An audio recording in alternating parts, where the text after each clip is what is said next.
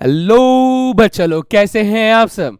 आप सभी का स्वागत करता हूं इस अमेजिंग चैनल एनसीईआरटी वाला पर। और आज संकल्प बैच के अंदर मैं अखिल रॉय, आप लोगों का मैथमेटिक्स मेंटोर। आज हम स्टार्ट करने वाले हैं इक्वेशन ऑफ प्लेन। ये थ्री डायमेंशन ज्योमेट्री का एक ऐसा हिस्सा है जो एक नए डायमेंशन में आपको सोचने की ताकत देता है। तो ये समझना ही अपने आप में एक हैप्पी फीलिंग जैसी सिचुएशन होती है कि आप ये चीज़ें समझ पा रहे हैं, ये चीज़ें देख पा रहे हैं। तो ये मैथमेटिक्स का एक अलग डायमेंशन में जाकर हम लोग बात कर रहे हैं। तो वेक्टर्स आप देख पा रहे हैं, तो प्लेन्स को भी अब आपको देखना है, समझना है। एंड मैं यहाँ पर कोशिश ये करूँगा कि आप लोगों को पहले दिखा सकूँ, और फिर उसके बाद जब आपको दिखना शुरू हो जाएगा तो उसकी बची हुई मैथ्स जो है वो आप खुद ब खुद लगा लेंगे। ये आपको तय करना है कि आप क्या देख रहे हैं। ठीक है, तो पूरा फोकस होना चाहिए डायग्राम पे। डायग्राम के साथ साथ अपने दिमाग को भी खोल देना है कि अच्छा ये चीज़ मुझे दिखाई दे रही है, इस तरीके से हवा में ये झूल रहा है, ये ऐसे हवा में ऐसे देख रहा है, इस तरफ जा रहा है। ये सारी चीज़ें आपको थोड़ा सा अपनी तरफ से एफर्ट लगाना पड़ेगा। एंड देन जैसे ही आप ये चीज़ें देख पाओगे, सारा का सारा प्रॉब्लम सॉल्व होना शुरू हो जाएगा। कुछ चीज़ें हम लोग ऐसे रख सकते हैं कि डायरेक्ट बेसिस पे डायरेक्टली उसको अज्यूम कर लेंगे कि अच्छा ये ऐसे कन्वर्ट हो रहा है, ये ऐसे हो रहा है, यहाँ से हम लोग ये चीज़ें निकाल सकते हैं। तो ये आपके लिए थोड़ा सा आसान रास्ता भी रहेगा। तो जैसे जैसे मैं बताते जाऊंगा वैसा वैसा आप करते जाइए, और आपका 3D का जो प्लेन्स वाला कॉन्सेप्ट है वो पूरा क्लियर हो जाएगा। तो चलिए शुरुआत करते हैं हम लोग सबसे पहले इक्वेशन ऑफ प्लेन्स से, है ना। तो क्या क्या पढ़ने वाले हैं हम लोग वो बात कर लेते हैं। हम लोग बात करने वाले हैं इक्वेशन ऑफ प्लेन क्या होता है, ये जानना जरूरी है। फिर 3 पॉइंट फॉर्म, अगर मुझे किसी प्लेन में 3 पॉइंट दिए गए हैं तो मैं उसकी मदद से इक्वेशन ऑफ प्लेन कैसे बनाऊंगा। और एंगल बिटवीन टू प्लेन्स, यानी दो प्लेन्स के बीच में एंगल क्या रहेगा, angle between line and plane क्या रहेगा, इंटरसेप्ट फॉर्म क्या रहेगा। इन सारी चीज़ों से हम लोग कुछ कुछ चीज़ें यहाँ पर स्पेसिफिकली सीखेंगे। थोड़ा सा लेंदी लेक्चर भी हो सकता है, बट टाइम देने लायक लेक्चर रहेगा, ये बात पूरा ध्यान रखिएगा। ठीक है, तो सबसे पहले हम लोग शुरुआत कर रहे हैं इक्वेशन ऑफ प्लेन को समझने से। तो आपको ये समझना है कि ये जो डायग्राम आपको दिख रहा है ना। अब इस डायग्राम पे ही पहले आपको फोकस करना है, कुछ नहीं पढ़ना है, ये सब हम लोग बाद में देखेंगे। हम लोग से पहले डायग्राम को फोकस करेंगे। अब मान लीजिए हमारे पास कोई भी ऐसे प्लेन है। सपोज मैंने इस तरीके से एक प्लेन ले लेते हैं, है ना। सपोज कीजिए हमारे पास एक प्लेन है, ये प्लेन इस तरीके से दिखाई दे रहा है, ये ऐसे करके। तो बेसिक लेवल पे हमने अज्यूम करना सीखा कि सर ये जो प्लेन है ऐसे दिखाई दे सकता है। अब ये प्लेन जो है बेटा, ये देखने में रेक्टेंगल है, लेकिन जब हम लोग 3D में जाते हैं तो प्लेन का मतलब है कि ये प्लेन जो है, इसके ऊपर अगर कोई चींटी चल रही है तो उसके हिसाब से ये इन्फिनाइट यहाँ भी चल सकती है, इन्फिनाइट यहाँ भी और यहाँ भी। ये मल्टी डायरेक्शनल फैला हुआ है infinitely. This is a surface. अब ये सरफेस यहाँ पर अगर खत्म नहीं हो रहा है, इसके आगे भी यही सेम सरफेस है, इसके आगे भी यही सेम सरफेस है। तो ये सरफेस अनफिनाइटली चला जा रहा है। यानी अगर मैं बनाना चाहूँ तो मैं इसको यहाँ से यहाँ तक एक्सटेंड कर सकता हूँ, ये यहाँ से ऐसे एक्सटेंड कर सकता हूँ, ये ऐसे एक्सटेंड कर सकता हूँ, ये ऐसे एक्सटेंड कर सकता हूँ, जितना चाहे मैं इसका एक्सटेंशन कर सकता हूँ। There will be a plane. अब अगर मैं इसको पूरा बनाऊंगा तो ये पूरा बोर्ड बेटा पीला हो जाएगा, फायदा कुछ होगा नहीं। तो इसलिए हम लोग एक लिमिटेड अमाउंट पे प्लेन को दिखाते हैं। तो बेसिक लेवल पे प्लेन आप लोग अंडरस्टैंड कर पा रहे हैं कि प्लेन क्या है। एंड इसके साथ हम कहते हैं कि सर इस प्लेन का क्या करें। अब प्लेन जो है वो बेटा या तो ऊपर देख रहा होता है या तो वो नीचे देख रहा होता है। वो ये प्लेन सेम इस डायरेक्शन में भी तो देख रहा होगा ना सर। अगर ये ऊपर देख रहा है तो ये नीचे भी इस डायरेक्शन में देख ही रहा है। तो हम लोगों को एक डिसीजन लेना होता है कि सर हम कौन सी वाली साइड चुनेंगे। तो हमने कहा सर हम लोग ना हमेशा जो प्लेन हमें ऊपर दिख रहा है, हम लोग वो वाली साइड चुनेंगे कि प्लेन इस तरफ देख रहा है, जस्ट बाय कन्वेंशन। ठीक है, आप चाहो तो नीचे भी ले सकते हो, कोई खास फर्क नहीं पड़ने वाला। अपना कहानी सारा मामला जो रहेगा वो वैसा ही रहेगा, कोई चेंज नहीं आएगा। तो ऐसा कुछ नहीं कि हम लोग ऊपर वाला ही लेंगे नीचे वाला नहीं लेंगे करके। कई क्वेश्चन में आपको नेगेटिव वेक्टर मिल रहा होता है, तो नेगेटिव वाला मतलब उसको मतलब हम मान लेते हैं कि वो नीचे जा रहा होगा, ऊपर वाले वेक्टर लेना था तो पॉजिटिव वाले से काम चला लेते हैं। उसके बीच की जो साइन का जो खेल होगा वो भी आपको धीरे धीरे समझ में आएगा। लेकिन सबसे पहले हम लोगों ने ये कहा कि प्लेन का जो डायरेक्शन है वो ऊपर की तरफ है। ठीक है, ऊपर की तरफ है। अच्छा, तो अभी हम लोग मान लेते हैं कि ये ऐसे करके ऊपर की तरफ देख रहा है। जो भी प्लेन हमें दिखाई दे रहा है उसका सरफेस के ऊपर की तरफ डायरेक्शन है। तो इसको हम लोग एक वेक्टर की मदद से यहाँ पर दिखाते हैं। वेक्टर की मदद से दिखाते हैं। ये देखो एक वेक्टर हम लोग ले लेते हैं कि ये वेक्टर जो है इस डायरेक्शन में जा रहा है। आप ये चाहे तो यहाँ भी बना सकते थे ना। हाँ सर, बना तो यहाँ भी सकते थे, हम यहाँ भी बना सकते थे, हम यहाँ भी बना सकते थे। इस डायरेक्शन में ये देख रहा है, आप ये वेक्टर कहीं पर भी बना सकते थे मेरे भाई। कहीं पर भी बना सकते थे कि सर ये इस डायरेक्शन में देख रहा है। अब सबसे पहली चीज हमें ये समझ में आती है कि सर अगर ये इस डायरेक्शन में देख रहा है तो मैं इतना लंबा ही वेक्टर क्यों बना रहा हूं, मैं छोटा भी तो बना सकता हूं। अरे हाँ यार, ये भी तो सही बात है, ये भी तो सही बात है, मैं छोटा वेक्टर भी तो बना सकता हूं, मैं इससे भी छोटा वेक्टर बना सकता हूं। सर बस इतना बनाऊंगा कि एटलीस्ट यूनिट वेक्टर हो, अपना काम चलता रहे, मतलब उसका यूनिट का भी यूनिट बनाने की कुछ कोशिश कर रहे हो तो बेटा थोड़ा परेशान नहीं होना उन चीज़ों में, है ना। हम लोग यूनिट वेक्टर तक बना सकते हैं कि सर यूनिट वेक्टर भी डायरेक्शन ही बता रहा होगा ऊपर वाली, तो यूनिट वेक्टर बनाकर काम चला लेंगे। So they can be any number of vectors, any number of parallel vectors हम लोग यूज कर सकते हैं डायरेक्शन को दिखाने के लिए। स्मॉलेस्ट अगर यूज करना है तो हम लोग क्या यूज करेंगे, यूनिट वेक्टर का इस्तेमाल करेंगे इसकी डायरेक्शन दिखाने के लिए कि ऊपर की तरफ देख रहा है, जो भी सरफेस मुझे दिख रहा है। Suppose there is a surface, ये जहां पर आप खड़े हो ये भी तो एक सरफेस है ना, ये भी एक सरफेस है। तो इस सरफेस में आप जैसे खड़े हो तो आप यूं करके बोलोगे सर ऊपर की तरफ जो सरफेस मुझे दिखाई दे रही है वो अपर वाला पार्ट जो होगा वो मैं डायरेक्शन की तरफ पे लिखूंगा कि वो किस तरफ देख रहा है। तो there will be a perpendicular arrow, ऊपर की तरफ इसमें से जैसे कीले निकल रही हो ऐसे एरो निकलेंगे। और इसकी खास बात क्या होगी, ये इस सरफेस से हमेशा बेटा परपेंडिकुलर डायरेक्शन में ही रहेंगे, यानी 90 डिग्री बनाएंगे। ठीक है सर, 90 डिग्री हमें बनाएंगे, ये बात हमें समझ में आ जाती है। तो इस सारा का सारा खेल खेलने के बाद बच्चे मैं ये कहता हूं कि हमारे पास बहुत सारे परपेंडिकुलर नहीं, हम एक परपेंडिकुलर को रखते हैं, बाकियों की बात बाद में करते हैं। ठीक है सर, है ना। चलिए अब ध्यान से देखिएगा, हम कहते हैं सर हमारे पास ना दो वेक्टर हैं। दो वेक्टर कौन कौन से हैं बेटा, पोजीशन वेक्टर है, एक ये पॉइंट है एक ये पॉइंट है। लेट अस सपोज कि ये मेरे पास P पॉइंट है, that is x1 y1 z1 जो कि पासिंग पॉइंट है, और ये हमारे पास एक x पॉइंट है जो कि इस पूरे प्लेन पर कहीं पर भी लाई कर सकता है, द अननोन पॉइंट। ठीक है, अगर मैं यहां से एक वेक्टर बनाऊं जो कि P से x को ज्वाइन करता हो तो ये px वेक्टर जो है ये इसी प्लेन के ऊपर बना हुआ है। हाँ सर, तो इसे मैं लिख सकता हूं कि ये r वेक्टर अगर इसका पोजीशन वेक्टर है तो ये r माइनस a वेक्टर हमारे पास हो जाएगा। जी सर, अब ये जो वेक्टर आप देख रहे हो मेरे भाई, है ना, ये वेक्टर, ये वाला वेक्टर जो हम ले रहे हैं, कहाँ गया यार, पकड़ में आओ ना। ये वेक्टर हम लोग इसके ऊपर ऐसे करके ला सकते हैं, या ऐसे करके उस वेक्टर के पास ला सकते हैं, ला सकते हैं।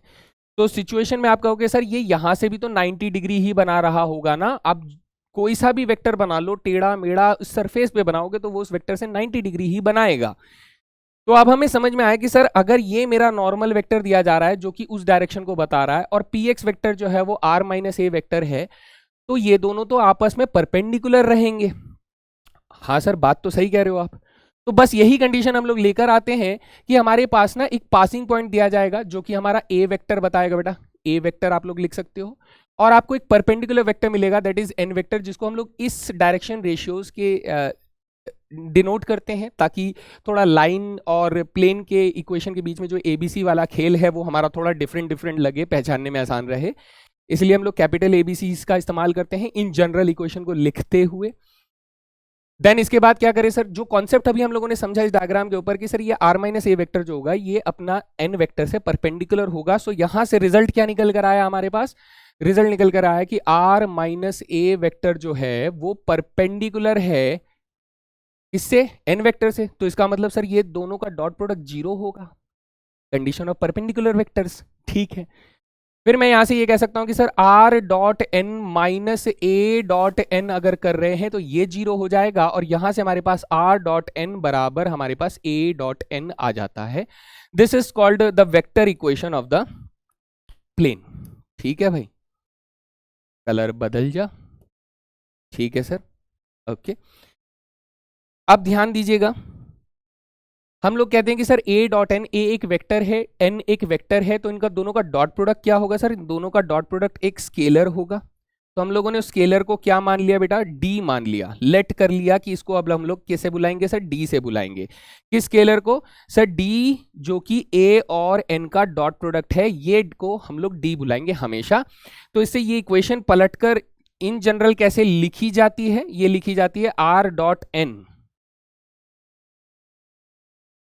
r डॉट n वेक्टर बराबर d के फॉर्म में ये लिखी जाती है। आप इस तरीके से इसको प्रेजेंट करते हैं, है ना।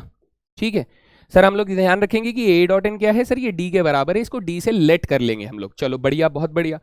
देन क्या करेंगे, हम ये कहेंगे कि सर आर वेक्टर जो है वो एक्स वाई जेड पॉइंट को दिखा रहा है, ए वेक्टर जो है वो x1 y1 z1 पॉइंट को दिखा रहा है, और n वेक्टर जो है वो a b c को दिखा रहा है। तो अगर मैं r डॉट n बराबर d करूंगा तो r कितना हो गया, एक्स आई वाई जे प्लस जेड के। इसका डॉट प्रोडक्ट मैं कर रहा हूं किसके साथ बेटा, n वेक्टर के साथ, यानी ए आई प्लस बी जे प्लस सी के। ठीक है, और ये बराबर हो जाएगा a डॉट n के। a कितना है सर, x1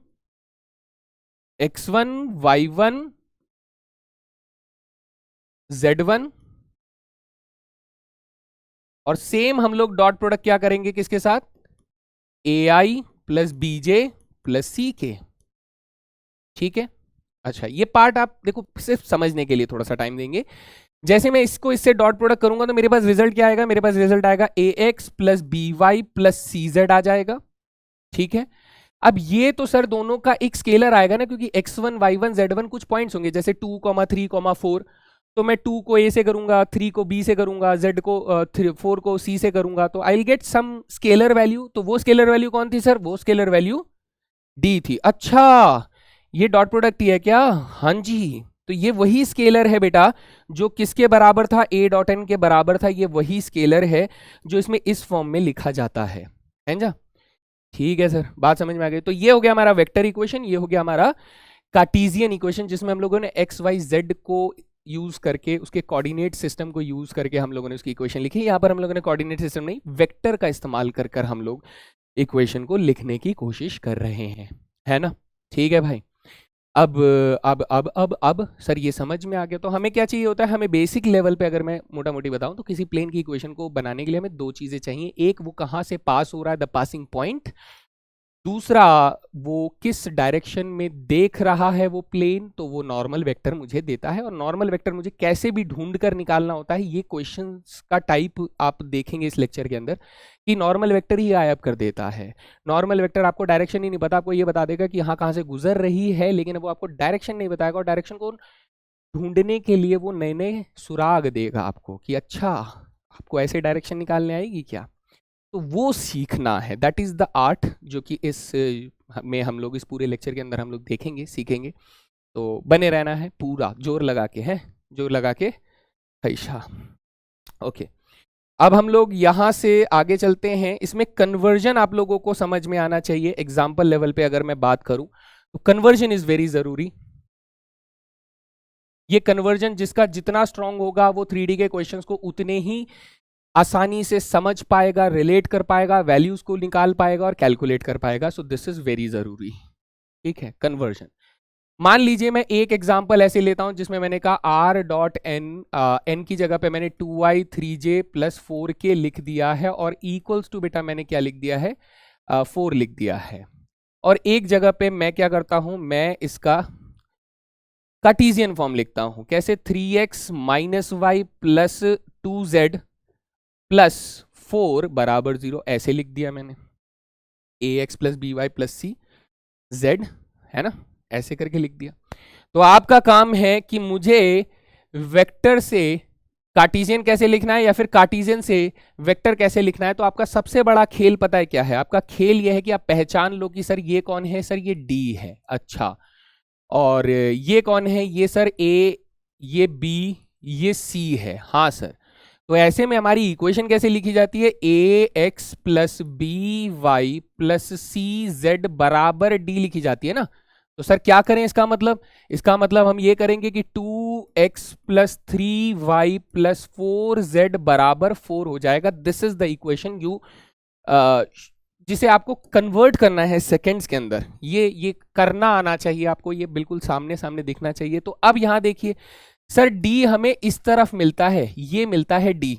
तो यहां सर 0 है तो 0 को डी मान ले क्या, नहीं, आपको इस 4 को इधर ले जाना होगा, तब जाके वो क्या बन जाएगा, that equation will be looking like 3x minus y plus 2z बराबर माइनस के 4 होगा। तो अब ये जो माइनस के 4 है इसे आप पहचान लोगे कि सर ये जो है ये कौन है, ये हमारे पास d है। ये कौन है सर, ये हमारे पास d है, और d बराबर माइनस के 4 है। अच्छा, तो ये कौन है सर, ये a है। ये कौन है सर, बी है, ये कौन है, सी है। तो हमारे पास जो वेक्टर फॉर्म हो जाएगा वो आर डॉट एन बराबर डी हो जाएगा ना। तो इसका आंसर क्या हो जाएगा, आर डॉट एन, एन की जगह पे क्या आ जाएगा सर, 3 - 1 2 यानी 3i - 1 यानी 1j और 2 2k, है ना, बराबर डी कितना है सर, -4 है। तो ये हो गया मेरा vector equation of the plane, जो कि कार्टेशियन से आपने बदल कर लिखा है। तो ये फ्लिप फ्लॉप करना आना चाहिए। कर लेंगे क्या, लिख कर बताना। हाँ सर हो गया, ठीक है, बढ़िया। चले आगे चलो।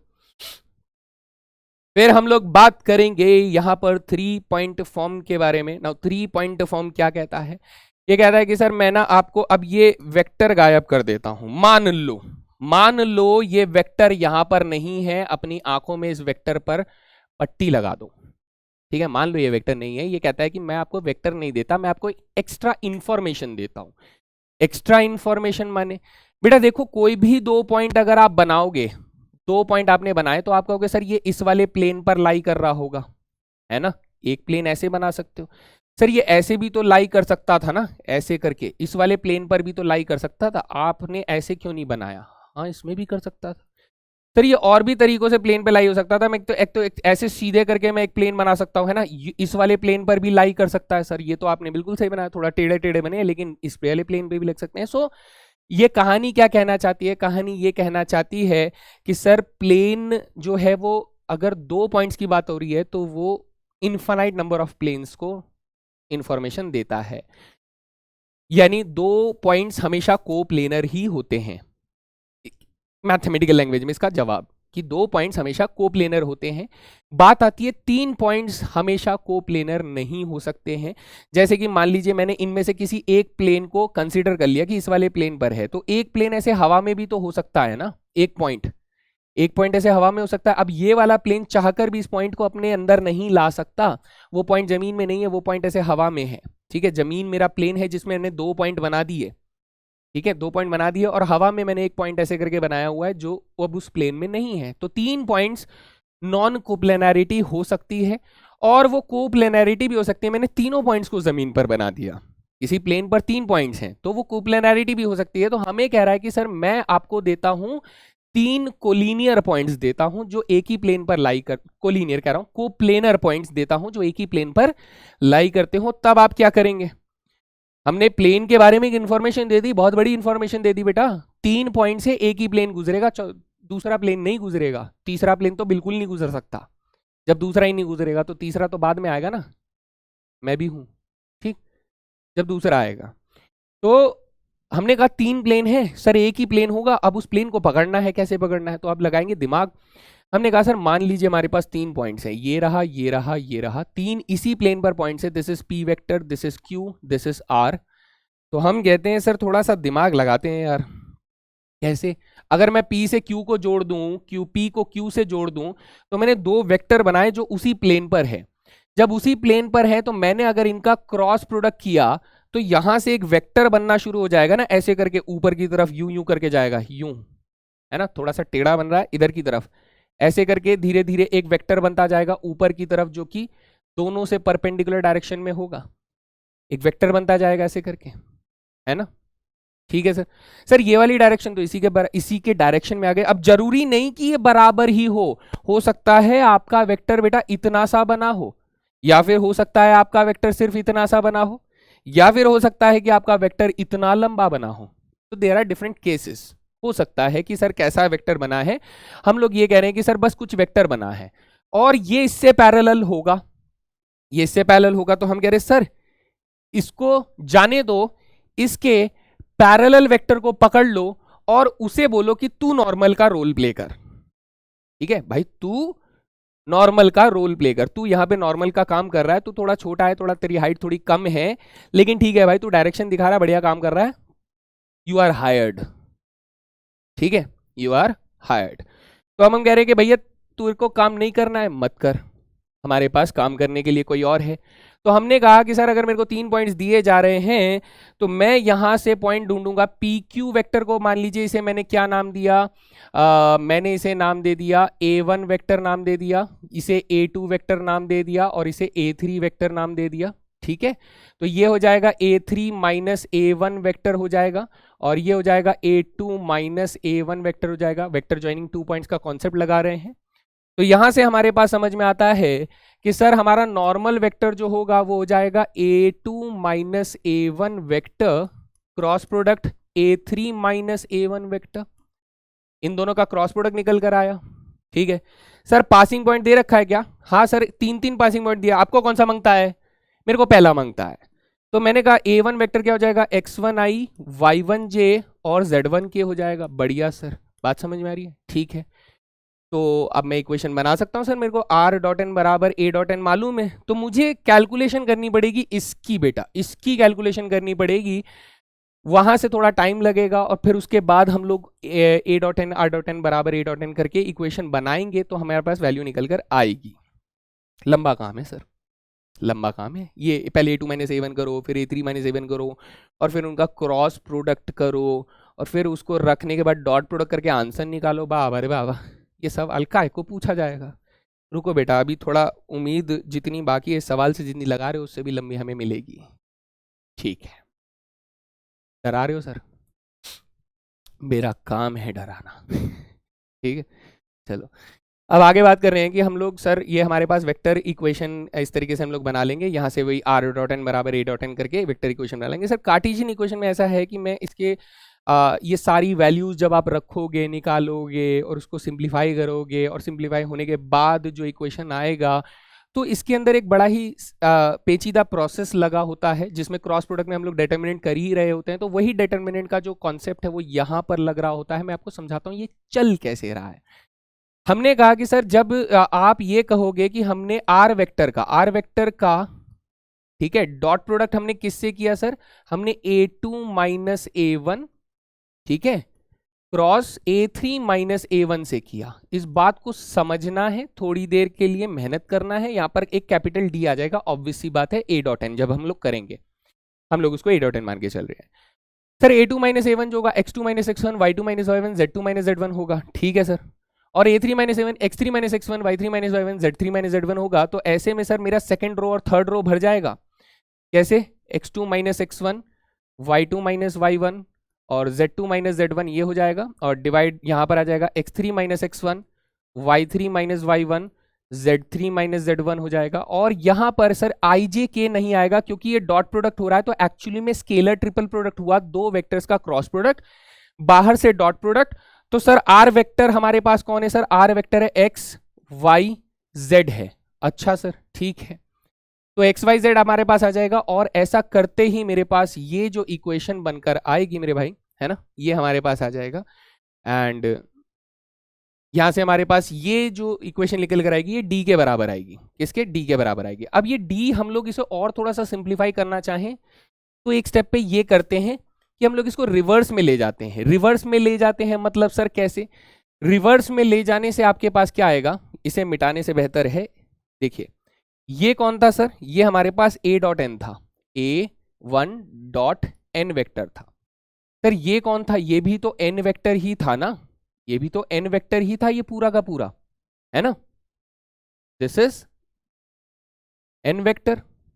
ठीक है सर, इसको इधर लेकर आएंगे तो ये क्या बन जाएगा? थोड़ा सा इधर इसको घुमाइए बेटा, इसको इधर लेकर आएंगे तो हम कहेंगे sir r dot n vector इधर है तो ये a1 डॉट n हो जाएगा। तो अगर मैंने n वेक्टर कॉमन ले लिया इधर से डॉट में, तो ये r minus a vector a1 vector बराबर क्या हो जाएगा? 0 हो जाएगा। दिमाग लगाना बेटा, थोड़ा सा मैं आप लोगों के लिए मेहनत छोड़ रहा हूं कि ये यहां से कैसे आया, ये सोचना है। तो r minus a1 dot n vector बराबर 0 हो गया। तो अब हम लोग कह रहे हैं कि सर इधर से काम करो, इसको आप 0 कर दो। ठीक है सर, कर दिया, इसे 0 कर दो। और यहां पर ये जो आपने फर्स्ट रो लिखी है ना, इस फर्स्ट रो में r माइनस a जब कर रहे हो तो इसका मतलब x में से x1 माइनस कर रहे हो, y में से y1 और z में से z1 माइनस कर रहे हो। ये करने के बाद आपको क्या मिलती है बेटा? कार्टेशियन इक्वेशन ऑफ प्लेन मिलती है। This is called Cartesian equation of plane.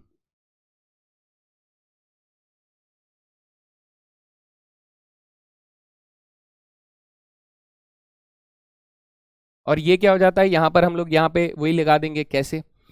Blue colour r dot, ठीक है, क्या आ जाएगा? वही सेम वही लगेगा इसमें, तो r dot n vector is equals to a one dot n vector. A one से आप ले लो, आपका काम हो जाएगा। अब चाहो तो किसी और से भी ले सकते हो, बट ट्रेडिशनली हम लोग ए वन को ही लेते हैं। This is vector equation. Vector equation तो सिंपल सी है, बस एन को ढूंढने में हमें दिमाग लगा, और ऐसा दिमाग हम लोग पूरे लेक्चर के दौरान लगाते रहेंगे, बार बार लगाते रहेंगे, ठीक है। तो सर बात समझ में आ गई है। चलिए पहला क्वेश्चन करते हैं आपके सामने, ये रहा क्वेश्चन। क्या है? Find the vector equation of the plane passing through the point having the position vector इतना। सर इसने मेरे को सबसे पहले क्या पकड़ा दिया? ए वेक्टर पकड़ा दिया, जो कि 2i 3j माइनस 4k है। फिर उसके बाद बोल रहा है and perpendicular to the vector this, तो इसने मेरे को एन वेक्टर भी पकड़ा दिया, that is 2i minus j plus 2k हो जाएगा। यहाँ पर टाइपिंग एरर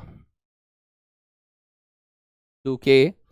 ऑल्सो ये मेरे से क्या बोलता है? Reduce it to Cartesian form, इसको कार्टेशियन फॉर्म में भी बदलो। तो पहले वेक्टर इक्वेशन बोला है, तो हम कहेंगे सर आर डॉट एन बराबर ए डॉट एन, मेरे पास क्या हो जाएगा सर?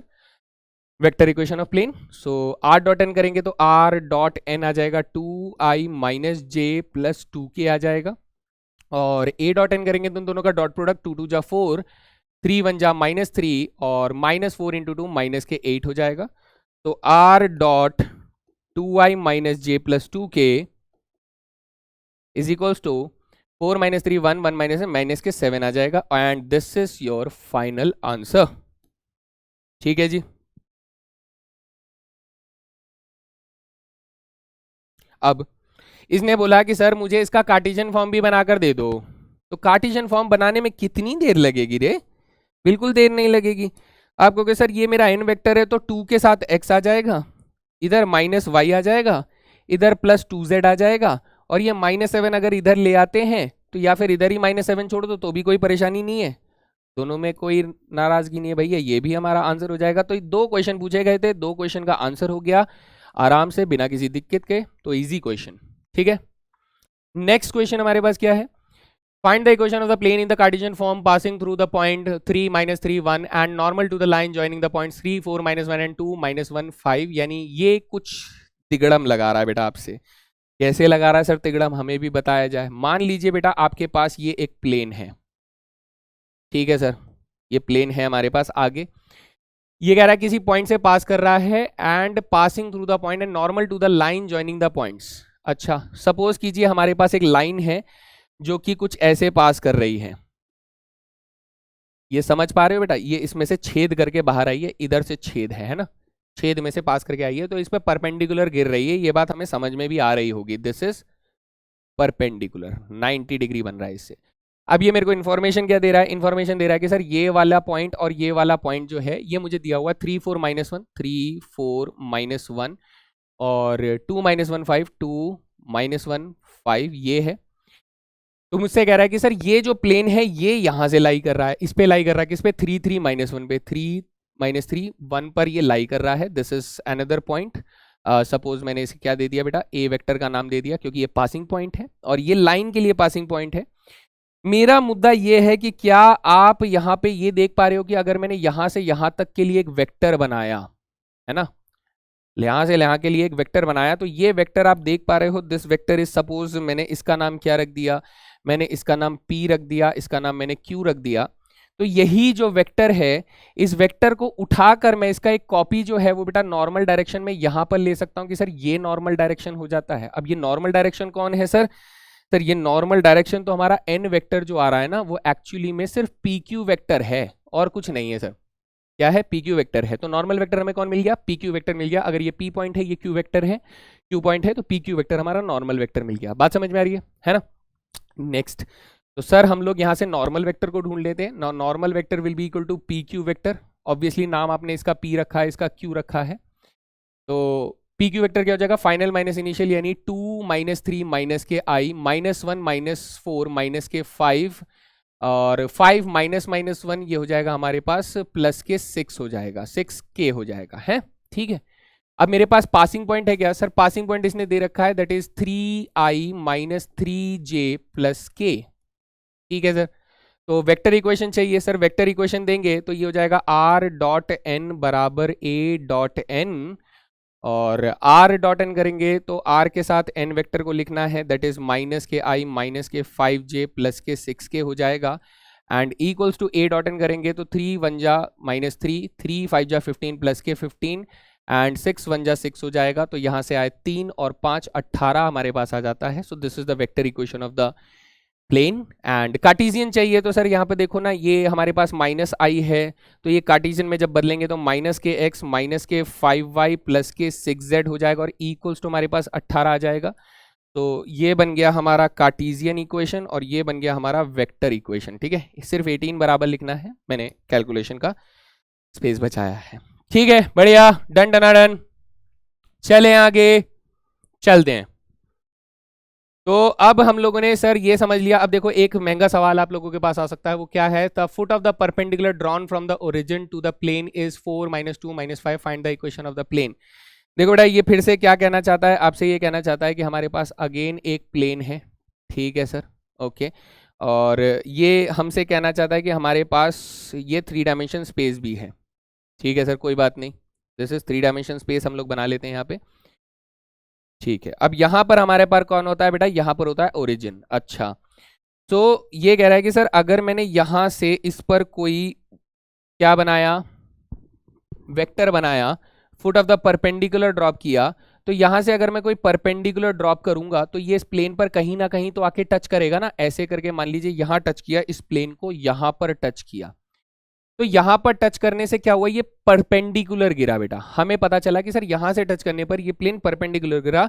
आप चाहो तो इस प्लेन को इधर उधर लाके देख सकते हो, अब आपको लगेगा कि हाँ सर ये परपेंडिकुलर दिख रहा है। पहले नहीं दिख रहा था लेकिन अब दिख रहा है। हाँ, तो हम लोग थोड़ा और इसको विजिबिलिटी दे देते हैं कि मान लीजिए बेटा इस तरीके से एक लाइन ड्रॉ करते हैं, तो ये इसमें 90 डिग्री पर ड्रॉप हो रहा है।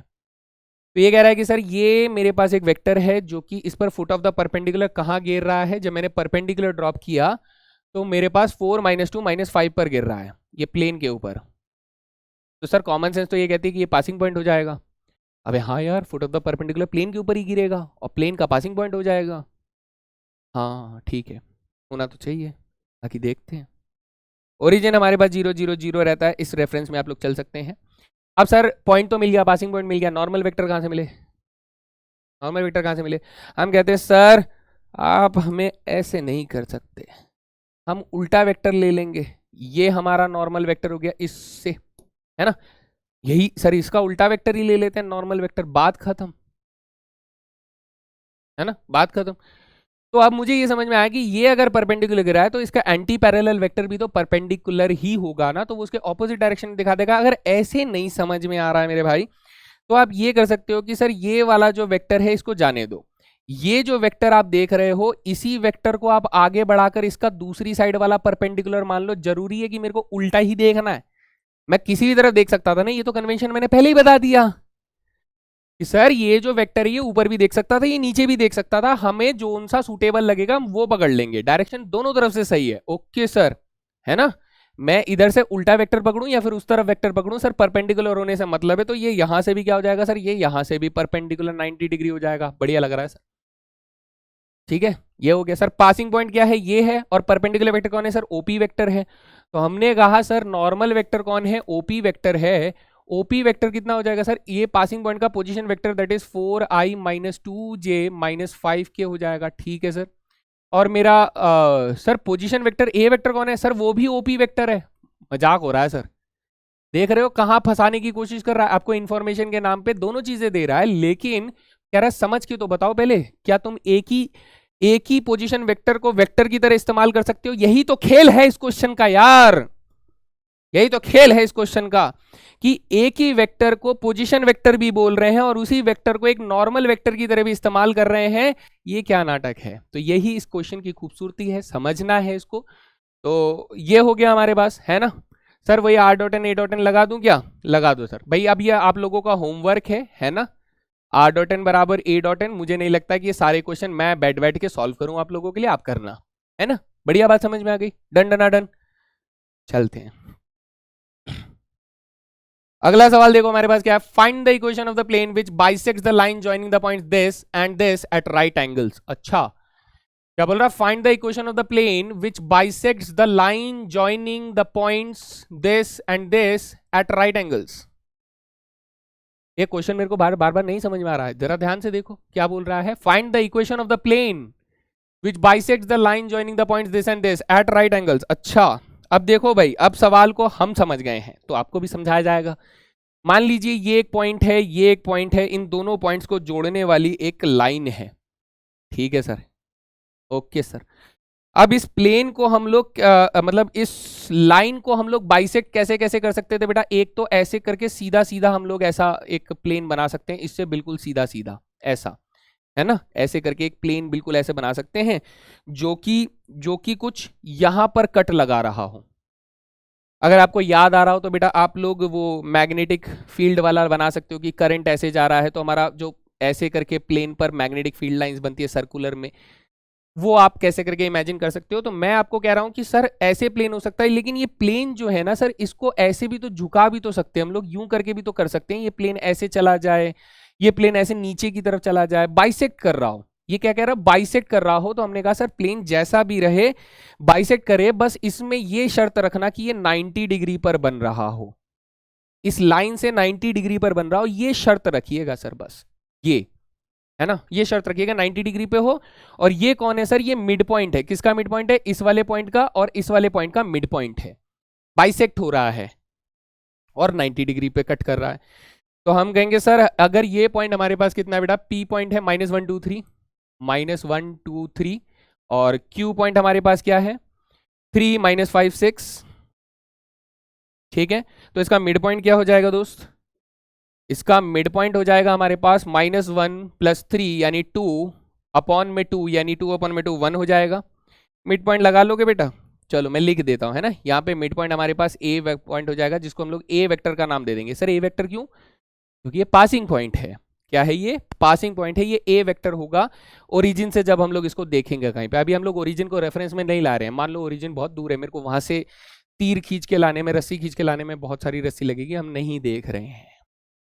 कुछ चीजें आपको देखना है, आप बना सकते हो बेटा। आप एक लाइन यहाँ पर स्पेस बनाओ, फिर सारे पोजीशन, सबका पोजीशन वेक्टर बनाओ, आप वैसे कर सकते हो। तो चीजें हमें समझ में आ गई। सर ओरिजिन एक जगह पे टिका हुआ है, हम थोड़ा दूर ले जाकर बात कर रहे हैं ताकि ओरिजिन हमें ना दिखाई दे। बात वही सारी चल रही है, डायरेक्शन सब कुछ वैसा का वैसा फिक्स रखा गया है। इन दैट केस हम ये कहेंगे कि सर अब तो हमें ये बात समझ में आती है कि ये जो वेक्टर है दैट इज, अगर मैं पी से लेके क्यू तक का वेक्टर अगर बनाता हूं, ये वाला वेक्टर, तो सर यही वेक्टर इसके नॉर्मल वेक्टर की तरह भी तो काम कर सकता है ना। थोड़ा लंबा है लेकिन चला लेंगे काम, नॉर्मल वेक्टर है ना, चला लेंगे काम। तो हमें ये समझ में आया कि सर अगर मुझे इसका वेक्टर चाहिए तो हम लोगों ने क्या करना है सर? पी से लेके क्यू तक हम लोगों को एक वेक्टर बनाना है। ये बन गया हमारा पी से लेके क्यू तक का वेक्टर। और ये ही पी क्यू वेक्टर जो है मेरा कौन हो जाएगा दोस्त? एन वेक्टर हो जाएगा। So P Q vector will be Q minus P, यानी 3 -1 4i, -5 -2 -7j, 6 -3 + 3k। ये हमारे पास क्या हो जाएगा? नॉर्मल वेक्टर हो जाएगा। और हमारे पास पासिंग पॉइंट क्या हो जाएगा सर? इसका मिड पॉइंट हो जाएगा। मिड पॉइंट कैसे निकालते हैं sir? OP vector plus OQ vector divided by 2, या फिर आप वैसे निकाल लीजिए यार। ये क्या हो जाएगा सर? ये मेरे पास पॉइंट ओ ए वेक्टर हो जाएगा। Now O A vector is equals to OP vector plus O Q vector divided by 2। अगर आपको मार्क्स लेना है तो बेटा आपको ऐसे लिखकर बताना होगा। देन उसके बाद आप कर सकते हो कि सर 3 -1 2, 2 का हाफ करेंगे तो 2i कैप, प्लस -5 + 2 यानी -3, यानी माइनस के 3 आ जाएगा, माइनस के 3 जे, ठीक है। और 6 + 3 9 आ जाएगा। सो दिस इज 9k, और इनके सबके बाई 2 हो जाएगा। ये हमारे पास वेक्टर आ जाएगा। नेक्स्ट स्टेज में हम लोग क्या करेंगे? r.n बराबर a.n लगा देंगे, और यहां से हमारे पास वेक्टर इक्वेशन ऑफ प्लेन मिल जाता है। I hope this is clear. Find the equation of the plane which bisects. यहां से हम लोग निकाल देंगे। सर बाइसेक्शन है तो मिड पॉइंट का यूज हुआ, और राइट एंगल है तो सर वहां से हम लोगों ने नॉर्मल निकाल लिया पी क्यू वेक्टर को बदल कर। आहा आहा, मजा आया, आना चाहिए। ठीक है भाई, चलो आगे चलते हैं सर। यहाँ से नेक्स्ट बात करते हैं हम लोग। क्वेश्चन नंबर 5 क्या कह रहा है sir? Find the equation of the plane passing through the points this this and this. अब आपसे ये कार्टेशियन नहीं पूछ रहा है, ये आपसे वेक्टर नहीं पूछ रहा, आपको जो मन करे आप वो लगा दो। तो मैं एक काम करता हूँ, मैं दोनों से करके बताता हूँ ताकि एक बार के लिए आप लोग एकदम बोलो थैंक यू। ये थैंक यू अगर पसंद आए तो थैंक यू, ठीक है। चलो हम लोग ये करते हैं कि सर सबसे पहले वेक्टर फॉर्म से करने की कोशिश करते हैं। वेक्टर फॉर्म ये कह रहा है कि सर वेक्टर फॉर्म में हमने इसे A1 मान लिया, इसे A2 मान लिया, इसे A3 मान लिया, तो हमारे पास A2 माइनस A1 वेक्टर कितना हो जाएगा सर? ये हो जाएगा 1 माइनस 1 0, 2 माइनस 1 1 यानी 1J आ जाएगा, और 1 माइनस 0 यानी K आ जाएगा. So this is A2 minus A1 vector. A3 minus A1 vector अगर निकालते हैं तो ये कितना हो जाएगा? -2 -1 माइनस के 3i, 2 माइनस के 1J, और -1 माइनस 0 यानी माइनस के K. अच्छा, तो सर अब मैं नॉर्मल वेक्टर बना सकता हूँ क्या? A2 minus A1 cross A3 minus A1. ठीक है सर, है ना? तो यहां से हमारे पास आ जाएगा IJK. ठीक है सर, और यहां से हमारे पास क्या आ जाएगा? देखते हैं, बात करते हैं. This is 0 1 1 0 1 1. This is -3 1 -1 -3 1 -1. भाई कैलकुलेशन, ठीक है, कितना होगा? -1 माइनस के 2i. ठीक है भाई, गलती हो सकती है यार. 0 -3 प्लस 3J. अच्छा, और वह 0 प्लस 3 प्लस 3K. सर ये वेक्टर निकल कर आ रहा है, क्रॉस चेक कर लें. -1 -2, 0 प्लस 0 -3 प्लस 3, तो यहाँ पर माइनस आएगा डेफिनेटली. क्यों? क्योंकि सर जे कैप अपना कैसा होता है? जे कैप अपना नेगेटिव में जाता है, तो 2i cap -2i cap -3J cap, और प्लस हमारे पास क्या आएगा? यहाँ से आ जाएगा 0, और ये हो जाएगा +3. तो 0 + 3 हमारे पास आ जाएगा 3K. ठीक है, और ये हो गया हमारे पास n वेक्टर, नो इश्यूज. अब मेरे पास a वेक्टर कैसा? तीनों पोजीशन वेक्टर्स हैं, तो मैं a1 वेक्टर का इस्तेमाल कर लेता हूँ. a1 वेक्टर हमारे पास है 1 1 0, यानी i प्लस j प्लस 0 है, तो 0K हो जाएगा. अब हमारे पास इक्वेशन आप लोग लगा सकते हो, r.n बराबर a.n करके निकाल सकते हो. So what is r.n? r.n करेंगे तो यही वेक्टर आ जाएगा. This is r minus 2i minus j 3j plus 3k is equal to a.n कर देंगे तो हमारे पास आ जाएगा -2 एंड -3 आ जाएगा. सो दिस इज -5 इधर से आ जाएगा. ओके, तो ये हमारे पास आ जाता है वेक्टर इक्वेशन, थोड़ा लेंदी. साथ में बेटा दूसरा वाला मेथड देखेंगे, वो भी लेंदी. क्या करें सर? दोनों में से जो पसंद है वो लगा लेना. हमने कहा सर कार्टेशियन इक्वेशन में जाएंगे तो यहाँ पर x माइनस x1 कर देंगे, तो x minus 1 y minus 1 z minus 0 हो जाएगा. यहाँ हो जाएगा x2 माइनस x1 यानी 1 माइनस 1 2 माइनस 1 और 1 माइनस 0 हो जाएगा. सर x3 माइनस x1 यानी -2 माइनस 1 2 माइनस 1 और -1 माइनस 0 हो जाएगा, और ये हमारे पास 0 होना चाहिए according to the Cartesian equation of plane using 3 points. तो सर ये जो डिटर्मिनेंट है ये बन जाएगा x minus 1 y minus 1 z बन जाएगा. इधर आ जाएगा 0, इधर आ जाएगा 1, इधर आ जाएगा हमारे पास 1, इधर आ जाएगा -3, इधर आ जाएगा 1, और इधर आ जाएगा -1. यही नंबर्स आ रहे हैं सर, बिल्कुल यही आ रहे हैं, और ये बराबर 0 है. तो मैं इसको एक्सपैंड कर दूं. बेटा देखो, सबसे प्यारा एक्सपेंशन जो है वो मुझे कहाँ से मिल रहा होगा? वैसे तो आप XYZ से कर सकते हो, लेकिन सबसे प्यारा एक्सपेंशन आपको यहाँ से मिल जाएगा. 0 1 1 है, तो ये आसानी से 2 ही बार मुझे मल्टीप्लाई करना पड़ेगा. आप वैसे कर लीजिए, आपका मुद्दा क्या है? सॉल्व होना चाहिए, दैट्स इट. ठीक है, तो हम लोग यहाँ से एक्सपेंशन करते हैं. सर 0 नेगेटिव का होगा, 1 पॉजिटिव का होगा, तो ये बन जाएगा माइनस के x प्लस के 1 माइनस माइनस प्लस 3z बन जाएगा. अच्छा, ये और ये हो गया. अब 1 के साथ जाएंगे तो ये नेगेटिव में रहता है, तो यहाँ हो जाएगा x minus 1 minus minus plus 3y minus 3, ऐसे एक्सपेंशन हो जाएगा, इक्वल टू 0 आ जाएगा. चलिए अब सॉल्व करते हैं. सर ये देखो -x है, ये -x है, तो माइनस के 2x हो गया, बढ़िया है. ठीक है, और 3y देखो माइनस का है, तो माइनस के 3y हो गया. ठीक है, और 3z देखो प्लस का है सर, 3z प्लस का हो गया. ये प्लस का 1 है, ये प्लस का 1 है, ये इधर जाएगा तो ये प्लस का 1 है, और ये इधर जाएगा तो प्लस का 3 है, तो ये 4 हो गया, और 4 + 1 हमारे पास 5 आ गया, तो ये प्लस का 5 बराबर 0 हो गया. तो आप कहेंगे सर ये माइनस के 2x माइनस के 3y प्लस के 3z बराबर माइनस के 5 हो जाता है. So this is the Cartesian equation. अब आप इसको एक बार बेटा कन्वर्ट करके देख लो, क्या कन्वर्ट होने पर ये सेम चीज बन रही है? अगर बन रही है तो सर हम लोगों को बात समझ में आ गई है. तो इसे प्रैक्टिस कर लेना, थोड़ा स्पीड बढ़ जाएगा. मैं 2 मेथड से करके बता दिया, जो पसंद आए आप वो लगा लेना. हालांकि कार्टेशियन वाला देखने में थोड़ा आसान सा लग रहा है ना, तो आप वो लगा सकते हैं. ठीक है जी, चलिए आगे चलते हैं. अब हम लोग बढ़ेंगे कहाँ? एंगल बिटवीन प्लेन्स पर. एंगल बिटवीन प्लेन्स, बेटा 2 प्लेन्स आपस में कट सकती हैं, तो हम कहते हैं सर दोनों प्लेन में से हम कोई सा भी डायरेक्शन चुन सकते थे ना देखने के लिए. मान लो मैं आपसे ये क्या कहना चाहता हूँ, मैं चाहता हूँ कि सर कोई वेक्टर यहाँ पर देख रहा हो या कोई वेक्टर ऐसे नीचे देख रहा हो, दोनों डायरेक्शन में चुन सकता हूँ नॉर्मल के हिसाब से, दोनों नीचे भी देख सकता हूँ मैं ऊपर भी देख सकता हूँ। सेम सर यहाँ पर अगर मैं ये वाली बात कहूँ कि ये प्लेन अगर इधर देख रहा है तो सेम उसी डायरेक्शन में ऑपोजिट डायरेक्शन में भी देख ही रहा होगा, हम कोई सा भी चुन सकते हैं। तो बात आती है कि सर अगर मेरे पास यहाँ पर ध्यान से देखिएगा ये वाला एंगल जो है ये अगर 90 से कम हुआ, ठीक है, तो ये वाला एंगल जो होगा ये 90 से ज्यादा हो जाएगा। ऑब्वियसली बात है, लीनियर पेयर का कॉन्सेप्ट लगेगा, है ना, ज्यादा हो जाएगा। तो हम लोग इनमें से कौन सा साइड चुनते हैं, हम लोग वो साइड चुनते हैं जहां पर दोनों एक्यूट एंगल बना रहे हो, तो हम लोग दोनों वेक्टर्स का वो वाला साइड चुन लेते हैं जहां पर हमारे पास लेस देन 90 यानी एक्यूट एंगल का वेक्टर बन रहा हो लेस देन 90, वो वाला साइड चुन लेते हैं। और अगर 90 बनना होगा तो चारों में 90 बन जाएगा। अगर मैं इसको 90 बोलना चाहूँ तो all these planes are intersecting at 90 degree. तो अभी के लिए हम लोग क्या करते हैं सर, अभी के लिए हम लोग ये वाली डायरेक्शन को ले लेते हैं, कौन सी, ये हम लोग ये वाली डायरेक्शन ले लेते हैं कि सर ये एंगल जो है ये हमारे पास थीटा एंगल है, this is the angle theta.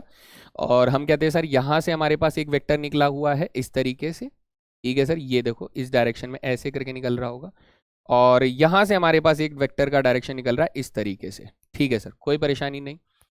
Now this is my n1 vector जो कि पाई 1 प्लेन पर है, and this is your n2 vector जो कि पाई 1 प्लेन पर, पाई 2 प्लेन पर नॉर्मल है। अब देखने वाली चीज ये है कि सर अगर ये एंगल मेरे पास थीटा है तो सेम एंगल यहां पर भी हमारे पास बन ही रहा है, that is also theta angle, है ना सर, ये भी थीटा है एग्जैक्टली exactly। और अगर ये थीटा है तो मैं n1 और n2 के बीच का एंगल यहाँ पे ढूंढना चाहता हूँ और मेरा काम हो जाएगा। तो अब हम लोग अक्यूट एंगल पे ऊपर फोकस करते हैं, तो इसलिए मॉड्यूलस साइन लगा देते हैं कि अगर सर गलती से नेगेटिव आ गया तो हम क्या करेंगे, हम उसे पॉजिटिव बना लेंगे, है ना, क्योंकि फिर उससे वो अक्यूट में ही आंसर करेगा। तो this is the basic concept जो कि हम लोग देखते हैं कि जिस डायरेक्शन में एक्यूट मिलेगा हम लोग उस डायरेक्शन को अपना सही वाला डायरेक्शन मान लेंगे और कम वाला एंगल बताएंगे बाई कन्वेंशन। मतलब ऐसा नहीं है कि हम लोग दूसरा एंगल बता नहीं सकते हैं, लेकिन बताएंगे हम अक्यूट वाला, ठीक है, ओके जी। नेक्स्ट सर फिर angle between line and plane, अच्छा ये देखना बेटा, ये थोड़ा सा मजेदार चीज है, ये थोड़ा दिमाग घुमाने वाली चीज है, इसको थोड़ा सा देखना पड़ेगा, समझना पड़ेगा तीखी नजर से। देखो सर ये लाइन देख रहे हो, ये लाइन ऐसे करके यूं करके इसको छेद करती हुई जा रही है, यहां से छेद करके, है ना, तो चुक करके अंदर घुस गई, ठीक है सर। अब ये कह रहा है कि सर ये लाइन और इस प्लेन के बीच में अगर मैं एंगल ढूंढना चाहूं तो सर ये कुछ एंगल थीटा यहां से ऐसे बन रहा होगा, ये वाला एंगल। अच्छा सर, हाँ बिल्कुल सही बात है। मैं अगर इसके ऊपर एक वेक्टर बनाता हूं, कुछ ऐसे देखना बच्चे, ये वाला वेक्टर मैं ऐसे करके बनाता हूं, और ये वेक्टर जो है इससे पैरेलल होगा तो वो इस वेक्टर को रिप्रेजेंट कर रहा होगा ऐसे करके। तो सर प्लेन से ये कितना एंगल बना रहा है, मैं इसको थोड़ा ठीक करना चाहता हूं, क्योंकि अगर मैंने ये डायरेक्शन लिया है तो इसको भी यहीं पर ये डायरेक्शन लेते हैं हम लोग थोड़ा समझने के लिए, है ना। तो ये एंगल कितना बन रहा है सर, ये थीटा एंगल बन रहा है, ठीक है। तो सेम इससे भी कितना एंगल बना रहा होगा, यहां से भी थीटा एंगल बना रहा होगा, सेम डायरेक्शन के हिसाब से अगर हम लोग देख रहे हैं यहां से भी थीटा एंगल बना रहा होगा। तो इन दैट केस ये वाला एंगल कितना होगा सर, ये एंगल हमारे लिए मन का सवाल है, ये एंगल। तो इस एंगल को हम लोग बोलेंगे 90 माइनस थीटा, है ना, दिस इज 90 माइनस थीटा, जी सर। और 90 माइनस थीटा है, तो हम लोग अभी क्या ढूंढ रहे हैं, हम लोग एक तो नॉर्मल वेक्टर ले रहे हैं, सॉरी नॉर्मल वेक्टर हमारे पास ये है सर, ये नॉर्मल वेक्टर है। तो ये कौन सा वेक्टर था नीले वाला, सर ये इसका पैरेलल वेक्टर था ना, ये इसका कौन था सर, इससे पैरेलल वेक्टर था। तो गलत चीज सिलेक्ट हो गई भाई, ये लो अब तुम ही सिलेक्ट हो गई, ये इसका पैरेलल वेक्टर था ना, ये देखो, हाँ सर। तो ये कौन था, ये हमारे पास बी वेक्टर था, तो ये कौन हो गया बेटा, ये बी वेक्टर हो गया।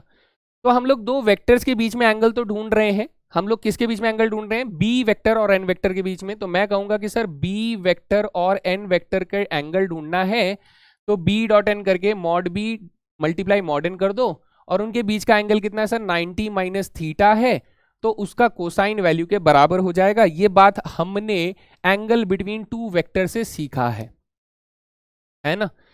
तो सर cos 90 माइनस थीटा होता है बेटा, cos 90 माइनस थीटा आपके पास sin थीटा बन जाता है, और बस यही कॉन्सेप्ट को लेकर हम लोग बोल रहे हैं कि sin थीटा बराबर modulus of b dot n upon में मॉड बी मॉड एन हो जाएगा। ये बेसिक आइडिया हम लोग लेकर चल रहे हैं, बस ठीक है, क्लियर है ना।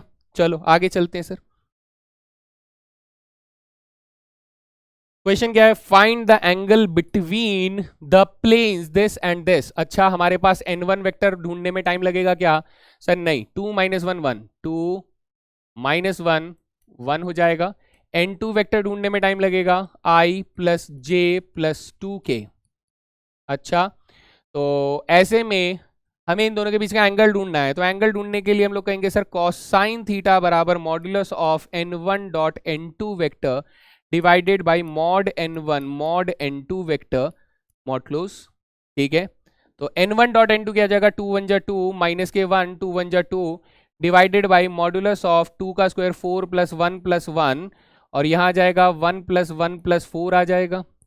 सर 2 2 4 4 में से 1 गए तो 3 अपॉन में बेटा ये √6, ये √6 तो 6 आ जाएगा। तो हमारे पास कितना आया, 1/2 आया। कौन सर? कोसाइन थीटा 1/2 आया। अच्छा, तो थीटा की वैल्यू क्या जाएगी, कोसाइन इनवर्स 1/2 यानी कि π/3 हो जाएगा। अक्यूट एंगल लेना है, ये बात पहले ही बात हो चुकी है, सो ये हमारा आंसर हो जाता है। बढ़िया, इजी। अगला सवाल, the angle between the straight line this and the plane this. Sir देखो यहां पर हमें इस लाइन को देखकर बी वेक्टर पता लगाने में समय नहीं लगना चाहिए।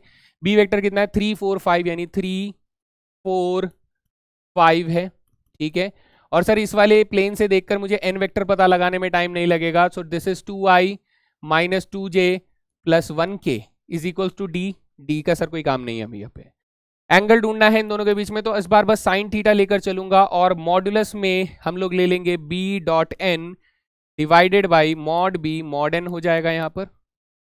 ठीक है सर, ओके ठीक, फॉर्मूला सही लिखा है।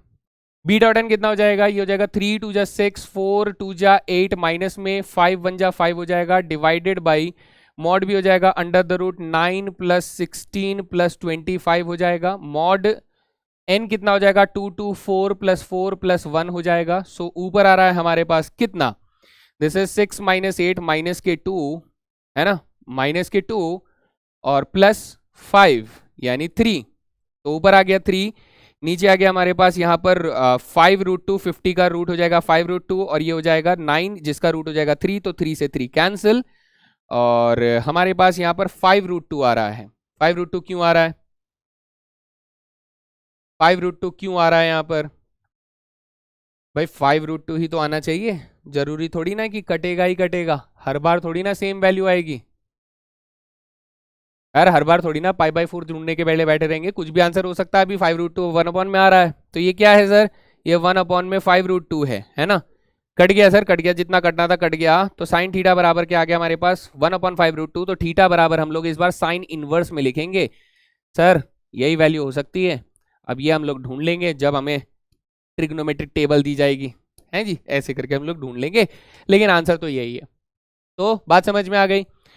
इस तरीके से साइन थीटा मतलब थीटा बराबर हमारे पास साइन इनवर्स में आ जाएगा, बिकॉज वो भी एंगल ही शो कर रहा है। अब ये नहीं कट रहा है तो नहीं कट रहा है, हम जबरदस्ती थोड़ी ना काट देंगे, √2 मल्टीप्लाई करके या फिर 5 से मल्टीप्लाई डिवाइड करके। इनका प्रोडक्ट कितना आ रहा है, 3 2 जा 6 आ रहा है, 4 2 जा -8 आ रहा है, 5 1 जा 5 आ रहा है, तो 6 5 11 में से 8 गए तो 3 3 3 से कट गया, 1 अपॉन 5√2 बच गया, बात खत्म। ठीक है, चलो अगला सर, आगे हम लोग जा रहे हैं इंटरसेप्ट फॉर्म की तरफ। इंटरसेप्ट फॉर्म क्या कह रहा है सर, इंटरसेप्ट फॉर्म देखो थोड़ा सा ना समझने में आपको समझना होगा। जैसे मान लीजिए आपके पास एक क्यूब है, थोड़ा इमेजिनेशन को बढ़ावा देने के लिए हम लोग ऐसा कर रहे हैं ताकि बच्चे की तीसरी आंख खुल जाए, है ना। ये क्यूब है सर, इस क्यूब में बेटा आपने यूं करके तलवार चलाया, अच्छा फिर क्या हुआ, फिर ये क्यूब जो बेटा यहाँ से कट गया और अब ये ऐसा दिखाई दे रहा है तलवार चलने के बाद, अच्छा ऐसे चल रहा है। अब ये अभी तुम्हें ये जो क्यूब है ना, ये ऐसे ऊपर से दिखाई दे रहा है, लेकिन क्या ये चीज ऐसे करके दिखाई दे सकता है कि ये दीवार नंबर 1 है, दीवार, ये दीवार नंबर 2 है और ये दीवार, ये जमीन है, हमारा फ्लोर है। तो इस फ्लोर पे आपने क्या बनाया बेटा, इस तरीके का एक प्लेन बनाया है। ये प्लेन आप लोगों ने ऐसे कार्डबोर्ड का काट के दीवार, दोनों दीवारों पे टिकाकर आपने जमीन से काट के चिपका दिया। देख पा रहे हो क्या, कोशिश करो, ठीक है। तो अब ये कह रहा है कि सर इसने क्या किया, हम लोग इसको ऐसे समझ लेते हैं कि ये वाला जो डायरेक्शन है ये सर एक्स एक्सिस है, ये वाला डायरेक्शन हम लोग वाई एक्सिस मान लेते हैं और ये वाला डायरेक्शन हम लोग जेड एक्सिस मान लेते हैं। तो इसने एक्स एक्सिस पर एक जगह पे कोऑर्डिनेट बनाया होगा जो कि हम लोग a,0,0 ले लेते हैं। यहाँ पर सर 0,b,0 बनाया होगा और यहाँ पे सर 0,0,c पॉइंट बनाया होगा जेड एक्सिस के ऊपर। तो अगर मेरे को ये 3 इंटरसेप्ट्स मालूम पड़ जाए कि ओरिजिन से कितनी कितनी दूरी पर कटे हैं, तो हमारी इक्वेशन जो होगी वो ऐसे लिखी जाएगी, x अपॉन में a प्लस y अपॉन में b प्लस z अपॉन में c बराबर 1। और अगर आपको ध्यान होगा तो इंटरसेप्ट फॉर्म ऑफ लाइन भी बिल्कुल ऐसी सी ही थी, x अपॉन में a प्लस y अपॉन में b बराबर 1। तो बस ये 3 डायमेंशन में आया, तो अब ये प्लेन का इंटरसेप्ट फॉर्म बन चुका है। थोड़ा रिलेट करके आप इसे याद रख सकते हैं। I hope this is clear to everyone. ठीक है, मैंने पहले काटा क्यूब, लेकिन बाद में मैं तुम्हें इसे ऐसे 3D में इमेजिन करने के लिए बोल रहा हूँ। दिस इज लाइक एकदम से विजिबिलिटी चेंज करना। अरे बचपन में वो तुम लोग वो नहीं देखते थे, एक तरीके का स्टिकर आता था जिसमें ऐसे करके देखो तो पिकाचू दिखता था और ऐसे करके देखो तो चारिज़ार्ड दिखता था। मतलब आप पोकेमॉन फैन है, बता दिया मैंने। ठीक है, तो चलो यहाँ तक बात समझ में आ गई। एंड इसके बाद ये क्या कह रहा है, नॉर्मल फॉर्म। ये नॉर्मल फॉर्म थोड़ा सा मजेदार है। इसमें मैंने आपको स्टार्टिंग में कहानी बताई थी ना कि बेटा ऊपर या फिर नीचे जहां भी देखना चाहते हो उसके लिए आप कितना भी लंबा वेक्टर यूज कर सकते हो, बट द स्मॉलेस्ट वेक्टर जो आप यूज कर पाओगे वो क्या होगा, यूनिट वेक्टर। क्या यूज कर पाओगे, यूनिट वेक्टर की उस डायरेक्शन में यूनिट वेक्टर हमारे पास बनेगा। तो हम कहते हैं सर यूनिट वेक्टर अगर बन रहा है तो मैं इस वेक्टर का क्या करूंगा बच्चे, मैं एक यूनिट वेक्टर बनाऊंगा, यूनिट वेक्टर। या फिर अगर मैं यूनिट वेक्टर की बात करूं तो अब ये यूनिट वेक्टर जो है यहां से यहां तक वाला वेक्टर होता है, यहां से यहां तक वाला वेक्टर होता है ये यूनिट वेक्टर। मतलब इसे और थोड़ा करीब ले आओ, और करीब ले आओ, करीब ले आओ, लेकिन हम लोग चाहते हैं कि आप इसे समझो कि ये ओरिजिन से जो वेक्टर मैंने ज्वाइन किया ये यूनिट वेक्टर है। अब कमाल की चीज ये होती है कि ये जो डिस्टेंस होता है, ये वाला डिस्टेंस है ना, कुछ मजा नहीं आया सर, ऐसे बताओ, ये वाला जो डिस्टेंस होता है ये डिस्टेंस हमारे पास डिस्टेंस फ्रॉम द ओरिजिन होता है प्लेन का। तो ये कैसे मिलेगा, ये छोटा वाला d कैसे मिलेगा, तो ये छोटा d कहता है कि सर अगर ये वाला वेक्टर जो हम लोगों ने बनाया है, ये नीले वाला जो वेक्टर आप लोग देख रहे हो जिसे मैंने सफेद कर दिया है, तो ये जो वेक्टर आप बना रहे हो दैट इज ये हमारा एक यूनिट वेक्टर हो, तभी ऐसा हो सकता है। This is the condition. सिर्फ उसी कंडीशन में ये यूनिट अगर ये यूनिट वेक्टर बना है ओरिजिन से इस वेक्टर का, तो ही वो डिस्टेंस मेजर करके बता रहा होगा, वरना वो नहीं बताएगा। तो सर कोई भी प्लेन अगर हमें ढूंढना है तो हम फिर कैसे ढूंढेंगे, यही मजेदार चीज है, हम लोग उसको यूनिट वेक्टर के फॉर्म में बदल देंगे। अगर वो यूनिट वेक्टर नहीं दे रहा है तो हम लोग डिस्टेंस कैसे ढूंढेंगे, हम कहेंगे कि एक काम करो यार, इसको इतने डिस्टेंस पर तो तुम ढूंढ रहे हो, दिस इज एक्चुअली, ये जो डी होता है मैं आपको थोड़ा सा और एक्सप्लेन करना चाहूंगा कि भाई बस आप लोग समझ जाओ। हम कह रहे हैं कि सर एक प्लेन यहां पर ले लो ऐसे करके, जो कि ओरिजिन से कितने डिस्टेंस पर है सर, कुछ शॉर्टेस्ट डिस्टेंस डी पर है ना, किस पर है बेटा, डी पर है। और ये डी कितना है बेटा, ये डी हमारे पास ऑब्वियस ही बात है, ये जो पॉइंट हमारे पास आ रहा है this is unit vector, this vector is unit vector. तो इस केस में जो डी आ रहा है हमारे पास ये छोटा डी है, मान लीजिए अगर ये यूनिट वेक्टर है। हम कहते हैं सर हमारे पास एक और प्लेन ले लो ना जो कि इतनी दूरी पर है, थोड़ा इससे बड़ा ले लेते हैं जो कि थोड़ी दूरी पर है। तो अब यहां से जो यहां तक एक वेक्टर बनाओगे तो ये वेक्टर तो सर लंबा हो गया थोड़ा सा, है ना, ये वेक्टर यहां से यहां पर अगर एक वेक्टर बनाओगे तो ये वेक्टर थोड़ा सा लंबा हो गया पहले से। तो अब जो डिस्टेंस आ रहा है वो डिस्टेंस वो नहीं है सर, है ना, वो नहीं है, ये थोड़ा अलग डिस्टेंस है, ये डी है। लेकिन सर इस कंडीशन में आपका मुद्दा समझ में नहीं आ रहा है। क्या चीज मुद्दा, ये है कि प्लेन में अगर ये वाला डिस्टेंस d1 ले लिया जाए और ये वाला डिस्टेंस d2 ले लिया जाए, तो ये दोनों केसेस में क्या हो रहा है कि ये यूनिट वेक्टर है तो ये हमारे पास d होगा, लेकिन ये वाला वेक्टर तो लंबा नहीं है सर, ये वेक्टर यूनिट वेक्टर के बराबर नहीं है, क्योंकि यूनिट वेक्टर अगर वो है पहले वाला तो ये नहीं हो सकता क्योंकि ये लंबा है। तो यूनिट वेक्टर के केस में आपको डी नहीं मिल रहा होगा, तो क्या मिल रहा होगा सर, आपको यूनिट वेक्टर अगर ना मिले तो यहां पर आपको मिल रहा होगा कैपिटल डी। क्या मिल रहा होगा बेटा, कैपिटल डी। अब इस कैपिटल डी को, अब मैं समझा रहा हूं एक्चुअली में, मतलब ये कैपिटल डी को हम लोग यूनिट वेक्टर की कंडीशन में लेकर आते हैं, तब जाके वो डी में बदलता है, यानी डिस्टेंस में बदलता है ना। तो हम लोग इसका क्या कर सकते हैं वो मैं आप लोगों को समझाता हूं कि सपोज कीजिए हमारे पास r डॉट एन बराबर a डॉट एन बराबर d ये दिया हुआ है। सपोज कीजिए हमारे पास वेक्टर इक्वेशन क्या दिया होता है, r डॉट एन बराबर a डॉट एन ये दिया होता है, जिसको हम लोग फर्दर में क्या लिख देते हैं सर, r डॉट एन बराबर हमारे पास कैपिटल D दिया होता है। तो सर मुझे इसको यूनिट वेक्टर में बदलना है, इसको यूनिट वेक्टर में बदलना है तो हम लोग डिवाइड कर देते हैं किससे बेटा, n वेक्टर को डिवाइड कर देते हैं मैग्नीट्यूड ऑफ n से, क्योंकि मैग्नीट्यूड ऑफ n एक स्केलर है तो d को आप मैग्नीट्यूड n से डिवाइड कर सकते हैं। इन दैट केस ये क्या बन जाता है, ये बन जाता है सर यूनिट वेक्टर के फॉर्म में काम करना शुरू करता है, और ये जो होता है ये कौन बन जाता है, ये बन जाता है मेरे पास स्मॉल डी बन जाता है। और हमारा स्मॉल डी कौन है सर, हमारा स्मॉल डी है distance from the origin, this is called distance from origin. ठीक है भाई, ये हम लोगों को बेसिक लेवल पे बात समझ में आती है। This is called normal form, क्योंकि ये हमें क्या देता है सर, डिस्टेंस निकाल के देता है ओरिजिन से, और ओरिजिन से ही जो पॉइंट ज्वाइन होता है, जो शॉर्टेस्ट डिस्टेंस पर होता है, वो वाला कंडीशन यहाँ पर देकर निकाल कर देता है the shortest distance of the plane from the origin. इसको थोड़ा ऐसे समझने की कोशिश कीजिए कि सर डिस्टेंस तो मैं कितने ही बना सकता था ना, मैं ये वाला डिस्टेंस भी मेजर कर सकता था, मैं ये वाला डिस्टेंस भी मेजर कर सकता था, मैं ये डिस्टेंस भी मेजर कर सकता था, ये डिस्टेंस भी मेजर कर सकता था। मुझे कौन सा डिस्टेंस सबसे छोटा पड़ेगा, वो वाला डिस्टेंस निकालने के लिए हमें यूनिट वेक्टर में बदलना पड़ता है, और तब जाके हमारा आंसर आता है। तो this is called shortest distance. D जो है वो डिस्टेंस फ्रॉम द ओरिजिन यानी शॉर्टेस्ट डिस्टेंस, ऑब्वियसली बात है डिस्टेंस का मतलब हम लोग परपेंडिकुलर डिस्टेंस यहाँ पर बात करेंगे, है ना। ठीक है, ओके सर।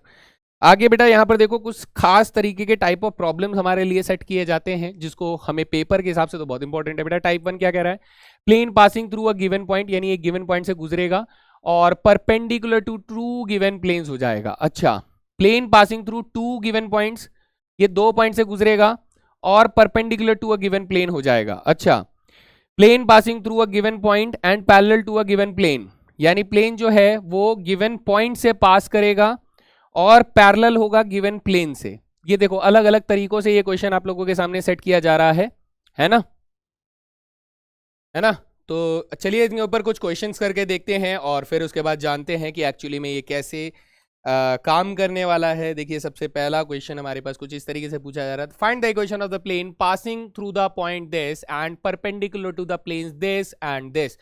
बेटा देखो 2 प्लेन दे रखे हैं हमें, वो दोनों प्लेन क्या बोल रहे हैं, इन दोनों प्लेन से परपेंडिकुलर डायरेक्शन में आ रहा है, दोनों प्लेन से परपेंडिकुलर डायरेक्शन में आ रहा है। इसका मतलब ये हुआ कि ये जो प्लेन है ये इसके साथ भी 90 डिग्री बना रहा है ऐसे करके, और ये जो प्लेन है ये इसके साथ भी 90 डिग्री बना रहा है ऐसे करके, है ना। तो ये समझ में आ रहा है। तो इसे आप अज्यूम कर सकते हो कि टेबल के ऊपर आपने किसी बुक को खोलकर आपने रख दिया इस तरीके से।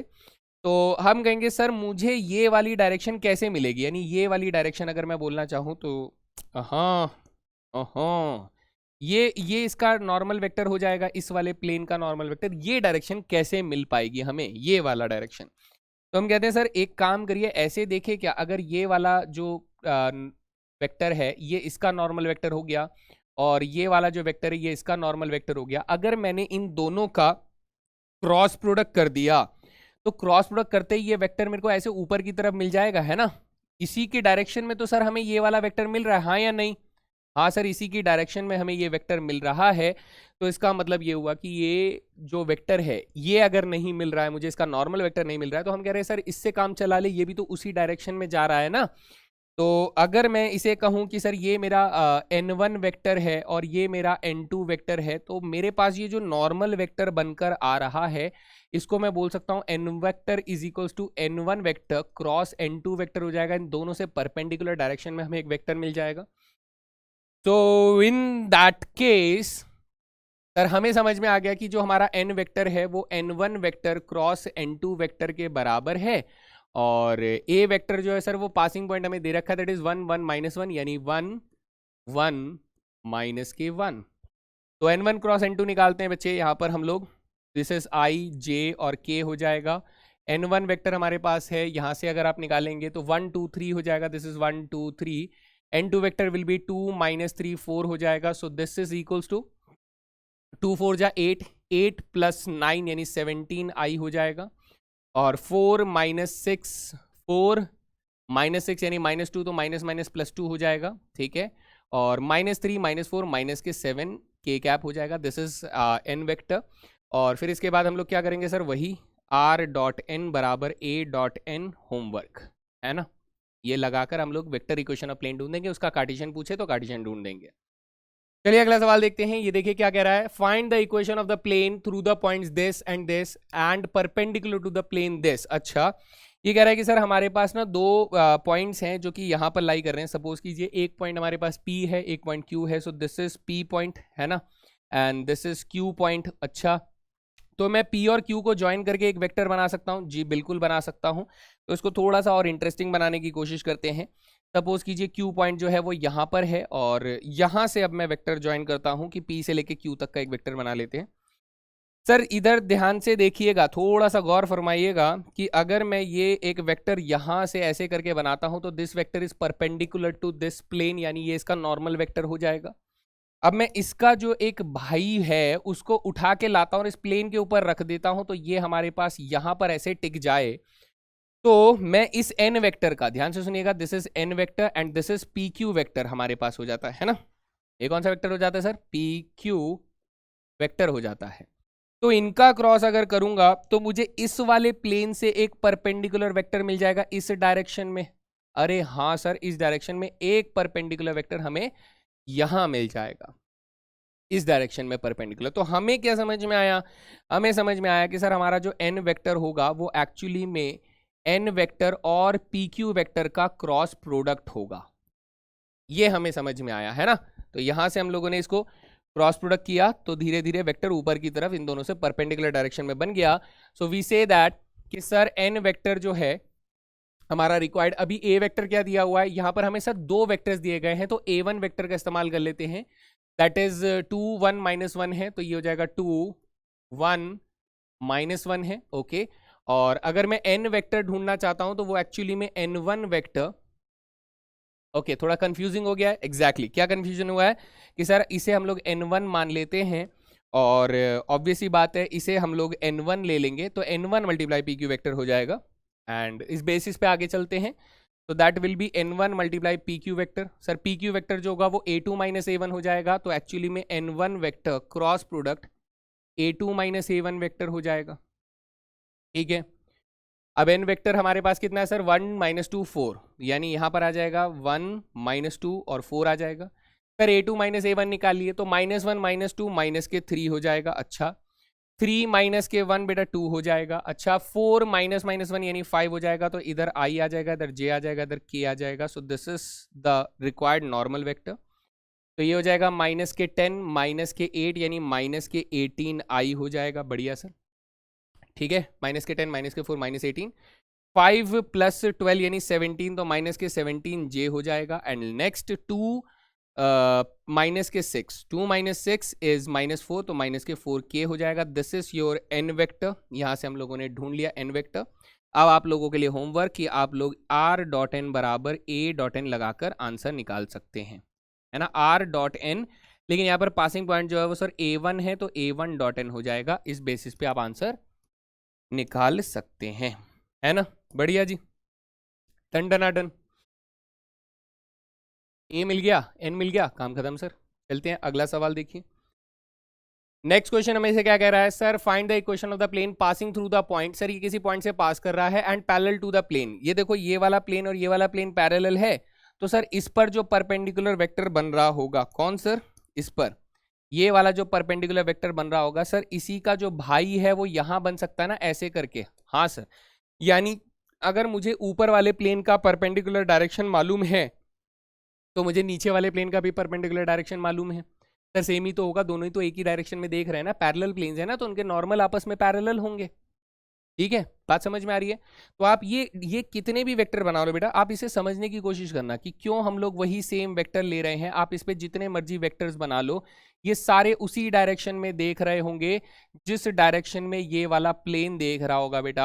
आप इसे ऐसे मैग्नेटिक फील्ड लाइंस की तरीके से सोचोगे तो आपको बेहतर चीजें इमेजिन कर पाओगे। तो डायरेक्शन हमारी सेम है सर दोनों वेक्टर्स की, है ना। तो अब अगर डायरेक्शन सेम है तो हमारा सर एन वेक्टर यहां पर कौन हो जाएगा? सर एन वेक्टर तो यही हो जाएगा, n1 वेक्टर ही हो जाएगा इसमें। तो n1 वेक्टर इज माइनस के 2i प्लस j माइनस के 3k हो जाएगा।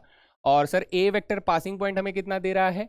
1 4 -2 यानी 1 4 माइनस के 2। तो अब आप निकाल सकते हैं r.n बराबर a.n से, इसको निकाल के आंसर दे सकते हैं। इजी है ना, बात समझ में आ गई दोस्त? तो ये हुआ हमारा कॉन्सेप्ट इन तीनों के ऊपर। अब चलते हैं इससे भी थोड़ी भयानक चीज के ऊपर बेटा, भयानक। ये भयानक नहीं है, थोड़ा सा आपको और मजबूती से इमेजिन करना पड़ेगा। तो ये डायग्राम को थोड़ा गौर से देखिए बेटा, ये डायग्राम बड़ा विचित्र सा लग रहा है। ऐसा लगता है कि सर वो होली के टाइम पे बिकता है ना, जिसको फ्राई करके तेल में मस्त खाते हैं हम लोग, वैसा कुछ दिख रहा है। तो वैसा ही कुछ मान लो बेटा।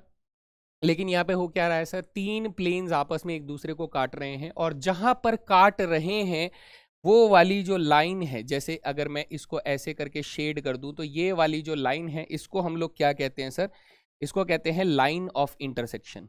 Line of intersection. The line of intersection जो है वो दो प्लेन से बन जाती है। लाइन ऑफ इंटरसेक्शन दो प्लेन से हमारे पास बन जाती है। There are infinite number of intersections, और एग्जैक्टली उसी लाइन ऑफ इंटरसेक्शन से तीसरा प्लेन अगर हमें गुजारना हो तो इसमें हम लोग यूज करते हैं वेक्टर्स का लीनियर कॉम्बिनेशन। अब ये लीनियर कॉम्बिनेशन जो है थोड़ी बड़ी चीज है बेटा, थोड़ी विकराल चीज है। ये कहता है कि सर अगर मैं, ध्यान से सुनना, ठीक है, लीनियर कॉम्बिनेशन कहता है सर अगर एक वेक्टर इतना बड़ा बनाया और दूसरा वेक्टर हम लोगों ने इतना बड़ा बनाया, तो मैं क्या कर सकता हूं सर, मैं यहां से एक छोटा सा पैरेललोग्राम ड्रॉ कर सकता हूं ऐसे करके, है ना। तो हमारे पास एक वेक्टर ऐसे बनेगा दोस्त, ऐसे करके एक वेक्टर बनेगा, ठीक है। मैं चाहता हूं ये नीले वाले वेक्टर का डायरेक्शन बदल जाए, तो मैं क्या करूं बेटा, मैं इसको ऐसे करता हूं, मैं इसे 3 बार कॉपी कर लेता हूं। ये लीजिए 3 बार कॉपी कर लिया, और मैं इसको इतना ही रहने देता हूं। किसको सर, इसको इतना ही रहने देता हूं। इसे समझिएगा कि सर अब अगर मैं इसमें पैरेललोग्राम बनाता हूं तो ये पैरेललोग्राम ऐसे दिखेगा, और अब इस केस में जो नीला वेक्टर बनेगा वो सर ऐसे करके बनेगा। तो मैं डायरेक्शन बदल पा रहा हूं just using the linear combination. यानी मैं किसी वेक्टर को डबल कर दूं, ट्रिपल कर दूं, दूसरे वेक्टर को डबल कर दूं, ट्रिपल कर दूं, तो इससे मैं लीनियर कॉम्बिनेशंस बना रहा हूं वेक्टर्स का। तो अब हमारा वेक्टर का जो डायरेक्शन है वो चेंज हो रहा है। तो अब इसी कॉम्बिनेशन को, इसी कॉन्सेप्ट को यूज करके हम लोग यहाँ पर बनाएंगे क्या चीज, कि कैसे हम लोग यहाँ पर एक नया डायरेक्शन ढूंढेंगे। तो हम यहाँ पर कहते हैं कि सर मान लेते हैं ये वेक्टर जो है ये इस डायरेक्शन में देख रहा है, बिल्कुल ये वेक्टर जो है इस डायरेक्शन में देख रहा है ना। तो मुझे क्या करना है सर, मुझे इस डायरेक्शन में निकालना है एक वेक्टर, इस डायरेक्शन में। तो भाई सीधी सी बात है सर, अब हिसाब ये कहता है कि है तो सब एक ही प्लेन के ऊपर ये लाई कर सकते हैं तीनों वेक्टर्स, है ना। किसी एक प्लेन पर हम लोगों ने इन तीनों वेक्टर्स को अज्यूम कर लिया। तो ये इस डायरेक्शन में देख रहा है, इस डायरेक्शन में देख रहा है, ये इस डायरेक्शन में देख रहा है। तो मैं इनका लीनियर कॉम्बिनेशन कर सकता हूं। जैसे कि अगर मैंने इसका नाम रख दिया कि सर ये n1 वेक्टर है, ये n2 वेक्टर है, तो ये जो पीला वाला प्लेन है इसका n वेक्टर हमें कैसे मिलेगा। तो ये कहता है कि सर हमें n1 वेक्टर चाहिए ना, तो हम लोग n1 वेक्टर को लिख देंगे n वेक्टर जो होगा वो हमारा लीनियर कॉम्बिनेशन होगा n1 vector plus lambda times of n2 vector. अब ये लैम्डा की वैल्यू हो सकता है 1 2 3 जैसे सिंपल वैल्यूज हो, जैसे कि मैंने आपको दिखाया था कि मैंने b वाले नीचे वाले वेक्टर को 3 गुना कर दिया था, तो यहाँ पर नीचे वाले वेक्टर को उसने लैम्डा गुना कर दिया। अब ये लैम्डा 1 2 3 कुछ भी हो सकता है, लेकिन ये कह रहा है कि सर ये लैम्डा फ्रैक्शन में भी हो सकता है। फ्रैक्शन का मतलब ये हुआ, सपोज कीजिए लैम्डा 1 हमारे पास एक फ्रैक्शन है, मान लीजिए 2/3 है। तो इसका मतलब ये होगा कि जब आप इसमें 2/3 रखोगे तो ये n2 वेक्टर हो जाएगा और ये n1 वेक्टर हो जाएगा। उस केस में बेटा एलसीएम लोगे तो 3 times of n1 vector plus 2 times of n2 vector करके मुझे डिवाइडेड बाई 3 करना होगा। तो मैंने n1 वेक्टर को 3 गुना किया, n2 वेक्टर को 2 गुना किया, और मुझे एक स्पेसिफिक लेंथ का नॉर्मल वेक्टर चाहिए था, तो हम लोगों ने उसे बाई 3 कर दिया, ताकि वो जितना भी लंबा वेक्टर बना था उसका 1/3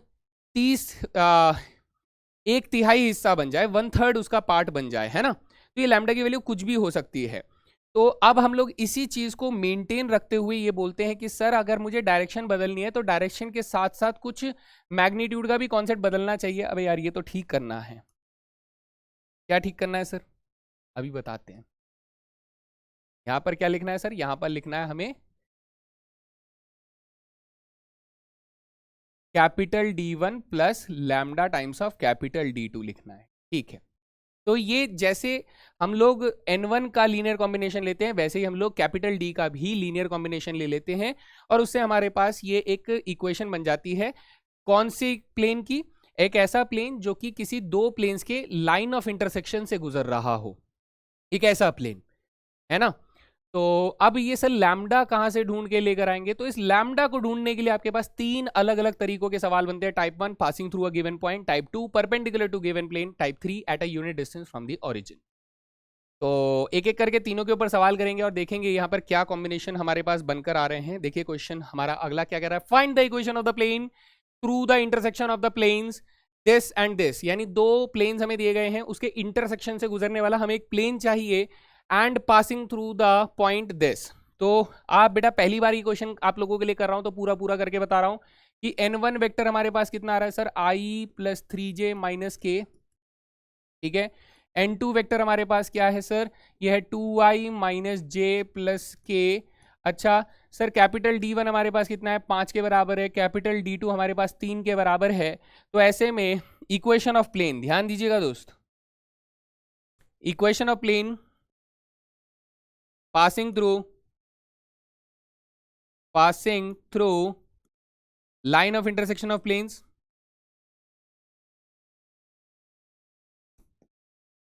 कैसे बनाते हैं सर, लीनियर कॉम्बिनेशन से, है ना। लीनियर कॉम्बिनेशन से बनाते हैं, इसका मतलब r vector dot n1 vector plus lambda times of n2 vector बराबर d1 plus lambda times of d2 हो जाएगा, ये हो जाएगा सर, ठीक है। अच्छा ऐसे में n1 को लैम्डा टाइम्स करके अगर आप ऐड करोगे तो हमारे पास क्या बन जाएगा, कुछ ऐसी सी इक्वेशन बनेगी। देखो बेटा मैं थोड़ा सा सिंपल तरीके से बताने की कोशिश कर रहा हूँ कि आप इसे कार्टेशियन में अगर बदलते हो तो वो आपके लिए थोड़ा आसान काम हो जाता है। तो कार्टेशियन में हम लोग लेकर चलते हैं, जैसे मैं आपको ऐसे बताता हूं। देखिए इसको हम लोग कन्वर्ट कर सकते हैं दोनों प्लेन की इक्वेशन को। पाई वन बराबर क्या है हमारे पास, ये हो जाएगा x plus 3y minus Z बराबर 5 हो जाएगा। अच्छा और पाई टू प्लेन क्या हो जाएगा सर हमारे पास, 2x minus y plus z is equal to 3 हो जाएगा। तो हमें क्या करना है, सिंपल तौर पे इसको लैम्डा से मल्टीप्लाई करना है और इसमें जाके बेटा प्लस कर देना है। तो ये क्या बन जाएगा सर, ये 2 लैम्डा प्लस 1 बन जाएगा, है ना।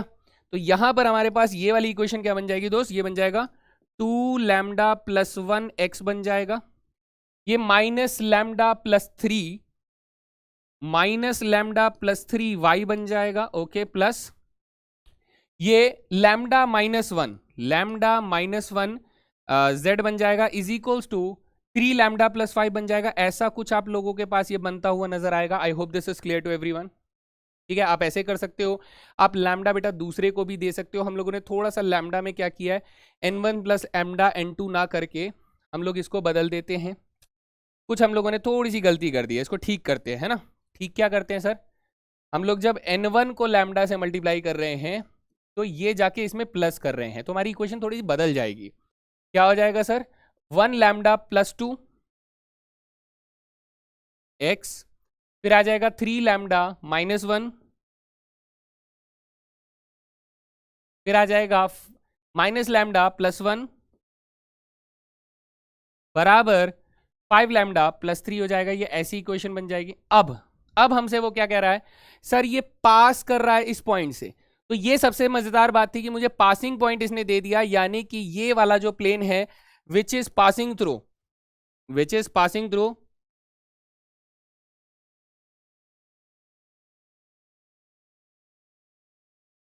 कहां से पास हो रहा है सर, ये पास हो रहा है 2 1 माइनस 2 से, ठीक है। तो सर आप क्या कहना चाहते हो, इसका हम लोग इस्तेमाल कैसे करें। इसका इस्तेमाल बेटा आप ऐसे करो कि ये वाला पॉइंट यहां पर रख दो, तो x की जगह पे 2 रख देंगे तो ये हो जाएगा लैम्डा प्लस 2 टाइम्स ऑफ 2 हो जाएगा। यहां पर 1 रख दो तो प्लस 3 लैम्डा माइनस 1 हो जाएगा, और यहां पर बेटा माइनस 2 रख दो तो ये हो जाएगा, z मैंने लिखा नहीं ना, देखा यहां पर z भी आना था, z बराबर 5 लैम्डा प्लस 3। चलिए आगे चलते हैं। तो z रखूंगा तो माइनस 2 रखूंगा तो ये माइनस के 2 मल्टीप्लाई माइनस लैम्डा प्लस 1 हो जाएगा इज इक्वल्स टू यहाँ पर 5 लैम्डा प्लस 3 है। तो लेट्स कैलकुलेट दिस। तो ये 2 लैम्डा प्लस 4 हो गया, प्लस 3 लैम्डा माइनस 1 हो गया, और ये minus minus plus 2 lambda minus 2 हो गया is equals to 5 lambda plus 3 है। ओके सर, तो 2 प्लस 2 4, 4 प्लस 3 5 7, 7 में से 5 गया तो 2 लैम्डा इधर से बचेगा। ये हो गया 4 माइनस 3 1 हो जाएगा, उधर गया तो सर 2 आ जाएगा। तो लैम्डा की वैल्यू कितनी आ गई दोस्त, लैम्डा की वैल्यू हमारे पास आ गई 1। सर ये तो बड़ी आसान सी वैल्यू है। तो कभी कभी आसान भी आ जाएगी, कभी कभी बड़ी कॉम्प्लिकेटेड सी भी आएगी। तो लैम्डा की वैल्यू 1 आ गई है। तो सर इसका मतलब ये हुआ कि मुझे अगर इक्वेशन ऑफ प्लेन चाहिए तो मैं इस लैम्डा की वैल्यू को इस वाली इक्वेशन में वापस डाल दूं तो मेरे पास क्या आ जाएगा तो put this lambda in this equation, तो लैम्डा यानी 1 है तो 1 + 2 कितना हो जाएगा 3x हो जाएगा, और 3 × 3 - 1 करेंगे तो 2y हो जाएगा, और माइनस लैम्डा प्लस 1 सर ये तो z 0 आ गया, -1 + 1 0 आ गया, और दूसरी साइड क्या आ जाएगा सर 5 लैम्डा + 3 यानी 5 + 3 8 हो जाएगा। तो ये हो गया हमारा इक्वेशन ऑफ प्लेन जो कि रिक्वायर्ड था। आई होप दिस इज क्लियर, है ना। ठीक है, एक बार क्रॉस चेक कर लें वैल्यूज को कि सर लैम्डा + 2 हो जाएगा, 3 लैम्डा -1 हो जाएगा, और माइनस लैम्डा + 1 हो जाएगा, और 5 लैम्डा + 3 हो जाएगा। वैल्यू रख देंगे तो 2 लैम्डा + 4 हो जाएगा, और फिर उसके बाद 1 रखेंगे तो 3 लैम्डा -1 हो जाएगा, और -2 रखेंगे तो +2 लैम्डा -2 हो जाएगा, that is equal to 5 lambda + 3। फिर भी अगर कोई गलती होती है तो बेटा माफ करना, आप लोग ठीक कर लेना, है ना, हो जाता है कभी कभी। चलो इतना सारा लिख रहे हैं, चलो अगला सवाल। अगला सवाल हमारे पास क्या है, ये कह रहा है कि find the equation of the plane which is perpendicular to the plane this and which contains the line of intersection of the planes this and this। बेटा देखो ये मेरे पास पाई1 प्लेन है, थोड़ा पहचानना सीखना कि ये वाला जो प्लेन है ये मेरे पास पाई1 प्लेन है, और ये वाला जो प्लेन आ रहा है सर ये वाला प्लेन मेरे पास पाई2 प्लेन है। तो इन दोनों के लाइन ऑफ इंटरसेक्शन से गुजर रहा है, लेकिन ये वाला जो प्लेन है ये कोई तीसरा प्लेन हमें दिया जा रहा है सर जो कि परपेंडिकुलर है इस वाले प्लेन से। अच्छा, तो सर एक काम कीजिए, पाई1 प्लेन और पाई2 प्लेन से पहले लाइन ऑफ इंटरसेक्शन वाला प्लेन ढूंढ लो। तो पाई1 प्लेन कितना है x + 2y + 3z - 4 = 0, और पाई2 प्लेन कितना है सर, ये है हमारे पास 2x + y - z + 5 = 0। तो हमने कहा था सर इक्वेशन ढूंढना है तो इसे लैम्डा टाइम्स कर लो, किसी को भी लैम्डा टाइम्स कर लो यार, क्या ही फर्क पड़ रहा है। इसको लैम्डा टाइम्स कर लो और इसमें जाके +1 कर दो, प्लस कर दो, है ना। तो ये हो जाएगा लैम्डा + 2 टाइम्स ऑफ x हो जाएगा, +2 लैम्डा + 1 y हो जाएगा, और +3 लैम्डा -1 z हो जाएगा, और इक्वल्स टू अगर इधर ले गए तो ये 4 लैम्डा -5 हो जाएगा, थोड़ा सा मैनिपुलेशन इक्वेशन के साथ। अब ये कह रहा है कि सर मेरे पास ये जो है वो पाई प्लेन है जो मुझे चाहिए, लेकिन पाई3 प्लेन क्या दिया हुआ है, पाई3 प्लेन दिया हुआ है 5x + 3y 5x + 3y और +6z + 8 6z बराबर -8 दिया हुआ है। सर अब ये मेरे को पता है एक इन्फॉर्मेशन दे रहा है जो कि बहुत जरूरी है। सर इन्फॉर्मेशन ये दे रहा है कि हमारा पाई प्लेन जो है ना वो परपेंडिकुलर है किससे, पाई3 प्लेन से। इसका मतलब ये हुआ कि n वेक्टर जो होगा वो परपेंडिकुलर होगा n3 वेक्टर से। तो इसका मतलब सर आप ये कहना चाहते हो कि n वेक्टर और n3 वेक्टर का डॉट प्रोडक्ट 0 होगा। हाँ, तो ये लैम्डा ढूंढने के लिए इसने मेरे को दे दिया बेटा, आइडिया दे दिया कि कैसे ढूंढेंगे। तो n वेक्टर हमारे पास है लैम्डा + 2, तो सर इसका मतलब हम लोग इसको सॉल्व करना शुरू करते हैं। तो ये हो जाएगा लैम्डा + 2, इसका डॉट प्रोडक्ट करेंगे 5 के साथ, ठीक है। फिर उसके बाद 2 लैम्डा + 1, इसका डॉट प्रोडक्ट करेंगे हम लोग 3 के साथ, प्लस यहाँ पर आ जाएगा 3 लैम्डा -1, और इसका डॉट प्रोडक्ट करेंगे हम लोग 6 के साथ, और यहाँ आ जाएगा 4 लैम्डा -5। अच्छा, डी का तो प्रोडक्ट होता ही नहीं है, इनका जो डॉट प्रोडक्ट होगा वो 0 के बराबर आ जाएगा। तो this is 5 lambda + 10 + 6 lambda + 3 + 18 lambda -6 = 0। तो 10 और 3 13, 13 में से 6 गए तो 7, 6 5 11, 11 और 18 मिलाए तो 29 लैम्डा आ जाएगा, और इज इक्वल्स टू यहाँ पर आया 7 -7 आया। So lambda is equals to -7/29। Sir ऐसी वैल्यू भी आती है क्या? हाँ बेटा आती है, ऐसी वैल्यू भी आती है। बस एक बार क्रॉस चेक कर लेते हैं। लैम्डा टाइम्स करें तो लैम्डा + 2, 2 लैम्डा + 1, 3 लैम्डा -1 और 4 लैम्डा उधर गया, +5 नहीं -5, ठीक है। और ये दिया हुआ है 5x + 3y + 6z बराबर -8 दिया है। तो पाई3 से प्लेन है, तो 5 × 5 लैम्डा + 10, 6 लैम्डा + 3 और 18 लैम्डा -6। तो हमारे पास 5 + 6 11 + 18 29 आ रहा है, 10 + 3 13 -6 7 आ रहा है, 7 6 13, उधर जाके -7 हो जाएगा, तो लैम्डा की वैल्यू ये आ गई।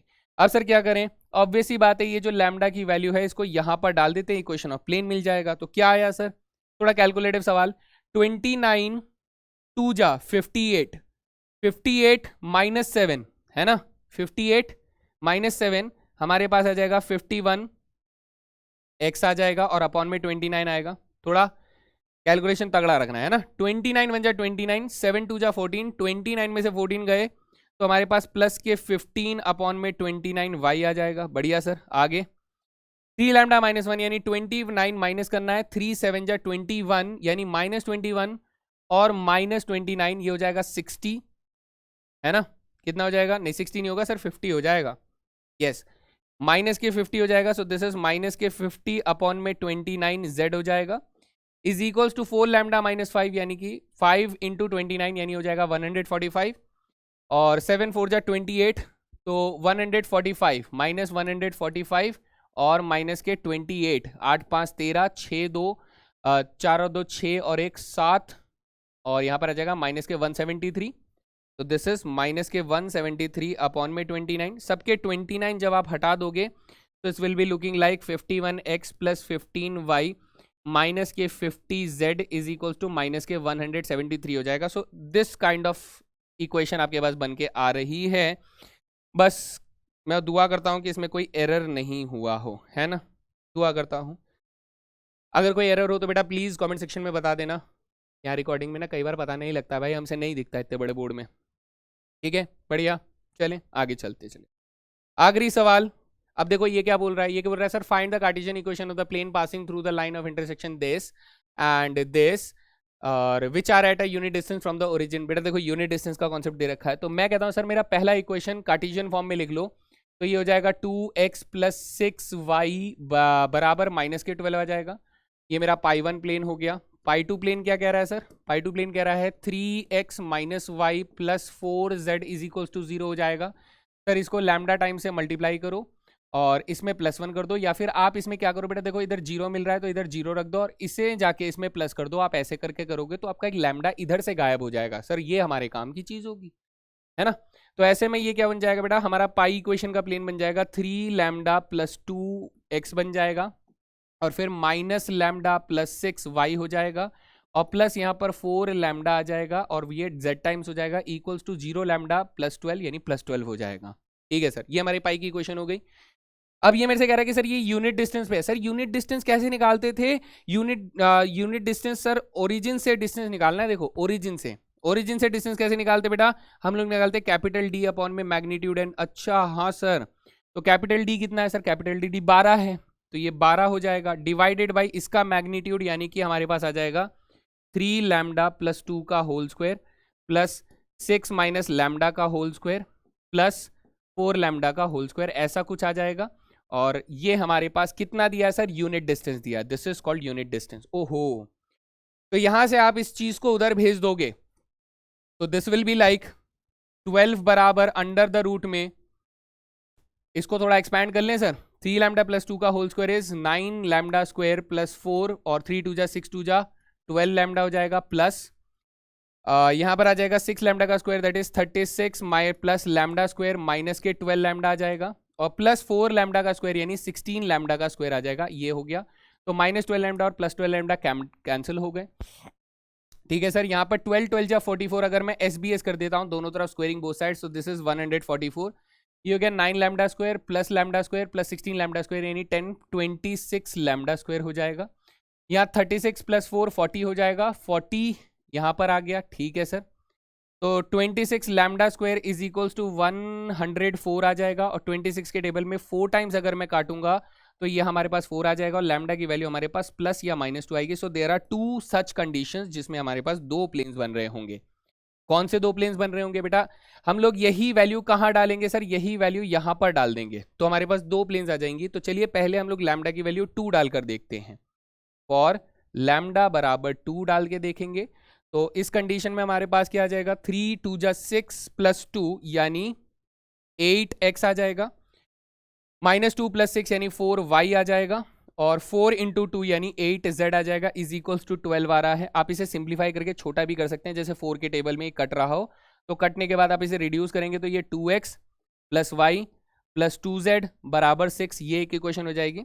अच्छा, फॉर लैम्डा बराबर -2 अगर यूज किए तो सर उस कंडीशन में क्या बन रहा होगा? तो -2 इंटू 3 माइनस के 6 प्लस 2 करेंगे तो ये बन जाएगा 4x माइनस में, यहाँ आ जाएगा माइनस के 2 यानी 6 प्लस 2 8x हो जाएगा, 8y हो जाएगा। अच्छा, और यहाँ माइनस के 2 यूज करेंगे तो माइनस के 8z हो जाएगा इज इक्वल टू 12 आएगा। अब इसे भी रिड्यूस कर देते हैं, -2 से डिवाइड कर देते हैं, -2 से डिवाइड करेंगे तो ये 2x बन जाएगा, ये माइनस के 4y बन जाएगा, नहीं 4 से डिवाइड कर रहे हैं, सॉरी इससे डिवाइड करें सर 4 से, माइनस के 4 से डिवाइड करेंगे तो ये x बन जाएगा, और ये कितना बन जाएगा, माइनस के 2y, ये बन जाएगा प्लस के 2z is equal to minus के 4 से डिवाइड किया तो ये माइनस के 3 बन जाएगा। बेसिक डिवीजन करके आप रिड्यूस करके आंसर दे सकते हो। तो it is a very very very good question. तो मुद्दा समझ में आया, हम लोगों को प्लेन की इक्वेशन के साथ खेलना आना चाहिए। कुछ स्पेसिफिक सेट ऑफ फॉर्मूले हैं, उन फॉर्मूलों को अगर आप लगाना जानते हैं तो डेफिनेटली आप कर जाएंगे। और आई होप दिस इज क्लियर। काफ़ी एक एक्सप्लेनेशन आप लोगों को मिला है, विजुअलिटी, यानी आप देख पा रहे होंगे कि प्लेन क्या है, कैसे उसमें वेक्टर्स का इस्तेमाल किया जा रहा है। और अगर ऐसा कुछ हुआ है तो बेटा प्लीज़ मुझे ज़रूर बताइएगा कि क्या आप लोगों को वो नज़र मिल पाई है कि नहीं मिल पाई है, प्लीज़। ठीक है, तो that was all guys, thank you very much, thank you for watching. मिलते हैं फिर अगले सेशन में, तब तक के लिए जय हिंद मेरे दोस्तों।